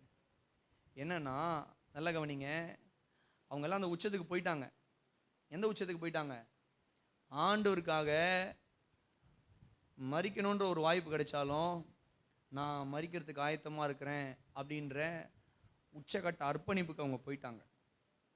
அல்லேலூயா. அந்த அர்ப்பணிப்புள்ள ஒரு மனிதன் கர்த்தருக்காக மரிக்கும் பொழுது அந்த மரணம், நல்லா கவனிங்க, அந்த சரீரம், அந்த மரணம், அந்த சரீரத்தில் அந்த மனிதன் அனுபவிக்கிற அந்த மரணம் தேவனுடைய பார்வையில் எப்படி இருக்குன்னு சொல்லி கேட்டிங்கன்னா, சுகந்த ஒரு காரியமாக இருக்கிறது, பிரியமான ஒரு காரியமாக இருக்கிறது. அல்லேலூயா. சத்தமாக சொல்லுங்களேன். அந்த மரணத்தில் தேவன் வேதனைப்பட்டாலும், ஒரு பக்கம் ஒரு வருத்தமும் வெளியும் வேதனையும் அவருக்கு இருந்தாலும், இன்னொரு பக்கம் அது அவனுடைய முழு அர்ப்பணிப்பு, கடைசி அர்ப்பணிப்பு. அதுக்கு மேலே அவனால் ஒன்றும் கொடுக்க முடியாது. கரெக்டா? அதுக்கு மேலே அந்த மனுஷனால் வேற ஒன்றும், கடைசி அர்ப்பணிப்பு அதுதான். அது ஆண்டவர் எப்படி பார்க்குறாருன்னா, பிரியமாக பார்க்குறாரு. அவங்கெல்லாம் அந்த ஆத்துமாவெல்லாம் பரலோகத்துக்குள்ளே போகும்போது எப்படி போயிருக்கோம்? ஒரு நிமிஷம் யோசிச்சு பாருங்களேன். அந்த ஆத்துமா, ரத்த சாட்சியை மரித்த ஒவ்வொரு ஆத்துமாவும் அந்த பரலோக ராஜ்யத்துக்குள்ளே பிரவேசிக்கும் போது எப்படி போயிருக்கோம்? ஒரு நிமிஷம் யோசித்து பாருங்கள். இங்கே அவங்க எவ்வளோ துன்புறுத்தப்பட்டு கொலை செய்யப்பட்டிருப்பாங்க. ஆனால் அங்கே போகும் பொழுது அப்படியே கிராண்டு வெல்கம், அப்படியே பயங்கர எக்காலம் ஊதுது, சுற்றி தேவ தூதர்கள் 2 பக்கமும் நிற்கிறாங்க. அதெல்லாம் பார்த்துருக்கீங்களா? அந்த மாதிரிலாம் பார்த்துருக்கீங்களா? சில பெரிய அதிகாரிகள் உயர் பதவியில் இருக்கக்கூடியவர்கள்லாம் வரும் பொழுது அந்த பேண்டு வாத்தியங்களை எல்லாம் வைத்து முழக்கத்தோடு என்ன பண்ணுவாங்கன்னா அப்படியே சல்யூட் பண்ணி வர வைப்பாங்க. ஆமாம் தானே? அப்புறம் மாலை போடுவாங்க, ரதங்களில் உட்கார வச்சு. இப்போ அப்படியே ஒரு நிமிஷம் யோசித்து பாருங்கள், இதெல்லாம் பூமிக்குரியது. ஆனால் இந்த மாதிரி ரத்த சாட்சியாக மறித்து மேலே போகிறவங்கள நான் விசுவாசிக்கிறேன், நான் நம்புகிறேன். ஆண்டவர் பயங்கரமான கிராண்ட் வெல்கம் கொடுத்து அவர்கள் எல்லாம் ஆண்டவர் வந்து எவ்வளவு சந்தோஷமாய் மகிழ்ச்சியாக அவர் வந்து கட்டி அணைச்சி, உண்மையும் உத்தமும் உள்ள ஊழியக்காரனே எஜமானுடைய சந்தோஷத்துக்குள்ள பிரவேசி, ஆண்டவராக கொண்டு வந்து அவங்க தலையில் கிரீடத்தை வச்சு கட்டி அணைச்சி ஒரு முத்தத்தை கொடுத்து கொண்டு போய் அவங்கள என்ன பண்ணுவாருன்னு சொல்லி கேட்டிங்கன்னா தம்முடைய சிங்காசன தண்டையில் நிறுத்தி கொள்வார். ஹல்லேலூயா, சத்தமாக சொல்லுங்களேன். பட் ஒரு அர்ப்பணிப்போடு வாழ நம்ம என்ன பண்ணுவோம்னு சொல்லி கேட்டிங்கன்னா ஆண்டவருக்கு ஒப்பு கொடுப்போம். கர்த்தருடைய நாமம் நம்முடைய வாழ்க்கையில் மகிமைப்படட்டும். எத்தனை பேர் ஹல்லேலூயா சொல்லுவீங்க? ஜெபிக்கலாமா? ஹல்லேலூயா. அர்ப்பணிச்சு ஜெபிக்கலாமா? ஹல்லேலூயா. ஆண்டவரே, இந்த காலை வேளை நாங்கள் கேட்ட வசனத்திற்காக ஸ்தோத்திர ராஜா. நாங்கள் கேட்ட இந்த ஆண்டவரே வார்த்தைகளுக்காக உம்மை ஸ்தோத்திரிக்கிறோம் தகப்பனே. ஹல்லேலூயா. ஆவிக்கேற்ற பலிகளை செலுத்தும்படி பரிசுத்த ஆசாரிய கூட்டமாய் எங்களை கட்டி வருகிறீரே, உமக்கு ஸ்தோத்திரம் ஆண்டவரே. இந்த பூமியில் நாங்கள் வாழுகிற நாட்கள் எல்லாம் தகப்பனே, நாங்கள் படித்த வசனத்தின்படியாய் ஆண்டவரே ஆவிக்கேற்ற பலிகளை ஆண்டவரே உமக்காக நாங்கள் சுகந்த வாசனையாய் செலுத்த கர்த்தர் எங்களுக்கு கிருபை தருகிறே, உம்மை ஸ்தோத்திரிக்கிறோம். எங்களையே நாங்கள் ஜீவ பலிகளாக ஒப்பு கொடுக்க, கரங்களை உயர்த்தி ஒப்பு கொடுக்கலாமா? ஆண்டவரே, எங்களை ஜீவ பலிகளாக ஒப்பு கொடுக்கிறோம். பலிபீடத்தில் எங்களுடைய துதிகளையும் ஸ்தோத்திரங்களையும் ஆண்டவரே ஹல்லேலூயா உமக்கு நாங்கள் ஆண்டவரே செலுத்த வந்திருக்கிறோம் ராஜா. ஒவ்வொரு நாளும் துதி பலிகளை, ஒவ்வொரு நாளும் ஜெப பலிகளை செலுத்த ஹல்லேலூயா ஆண்டவரே நாங்கள் எங்களை அர்ப்பணிக்கிறோம். சமயம் கிடைக்கும் பொழுதெல்லாம் எங்களுக்கு கிடைக்கிற சமயத்துக்கு தக்கதாக ஹல்லேலூயா தான தர்மம் என்கிற பலிகளை செய்ய எங்களை அர்ப்பணிக்கிறோம் ராஜா. நீர் எங்களுக்கு கொடுத்திருக்கிற ஆண்டவரே இந்த பணங்கள்ல ஆண்டவரே உம்முடைய ஊழியத்திற்காக ஆண்டவரே காணிக்கை பலிகளை செலுத்த எங்களை அர்ப்பணிக்கிறோம். எல்லாவற்றுக்கும் மேலாக ஆண்டவரே உம்முடைய ராஜ்யத்திற்காக ஹல்லேலூயா உம்முடைய ராஜ்யத்திற்காக உமக்காக ஆண்டவரே ஒருவேளை ஹல்லேலூயா மரிக்கிற ஒரு சூழ்நிலை வந்தாலும் அதற்காக நாங்கள் ஆயத்தமாக இந்த காலை வேளையில் எங்களை ஒப்பு கொடுக்கிறோம். பலிபீடத்தில் எங்களை ஒப்பு கொடுக்கிறோம். Thank you Jesus. ஹல்லேலூயா. ஒரே ஒரு பாடலை என்னோடு கூட சேர்ந்து சரணத்தை உள்ளத்தின் ஆழத்திலிருந்து உணர்ந்தவர்களா எழுந்து நின்று தேங்க்யூ ஜீசஸ். ஹல்லேலூயா ஹல்லேலூயா. வாழ்ந்தாலும் உம்மோடுதான், மரித்தாலும் உம்மோடுதான். சொல்லுமா? வாழ்ந்தாலும் உம்மோடுதான், மரித்தாலும் உம்மோடுதான். எத்தனை பேர் சொல்ல முடியும்? வாழ்ந்தாலும் இயேசுவுக்காய், மரித்தாலும் இயேசுவுக்காய். உமக்காகத்தானே உமக்காகத்தானே உயிர் வாழ்கிறேன், உம்மை தானே நேசிக்கிறேன். உமக்காகத்தானே உயிர் வாழ்கிறேன். சொல்லுங்க, உம்மை தானே நேசிக்கிறேன். வாழ்ந்தாலும் இயேசுவுக்காய், மரித்தாலும் இயேசுவுக்காய். சொல்லுவோமா சொல்லுவோமா? அர்ப்பணிப்போம். வாழ்ந்தாலும் இயேசுவுக்காய். இது ஒரு ஜெபமாக இருக்கட்டும். மரித்தாலும் இயேசுவுக்காய். ஆண்டவரே, நாங்கள் வாழ்ந்தாலும் பவுல் சொல்வது போல பிலிப்பியர் 2:16-17-18 ஆகிய வசனங்கள், நாங்கள் வாழ்ந்தாலும் இயேசுவுக்காக, நாங்கள் மரித்தாலும் இயேசுவுக்காக என்று அர்ப்பணிக்கிறோம். கர்த்தர் எங்களுடைய எல்லா பலிகளையும் சுகந்த வாசனையாய் ஏற்றுக்கொள்வீராக. இயேசுவின் நாமத்தில் எங்கள் நல்ல பிதாவே, ஆமென். ஒரு அல்லேலூயா சொல்லுவோமா?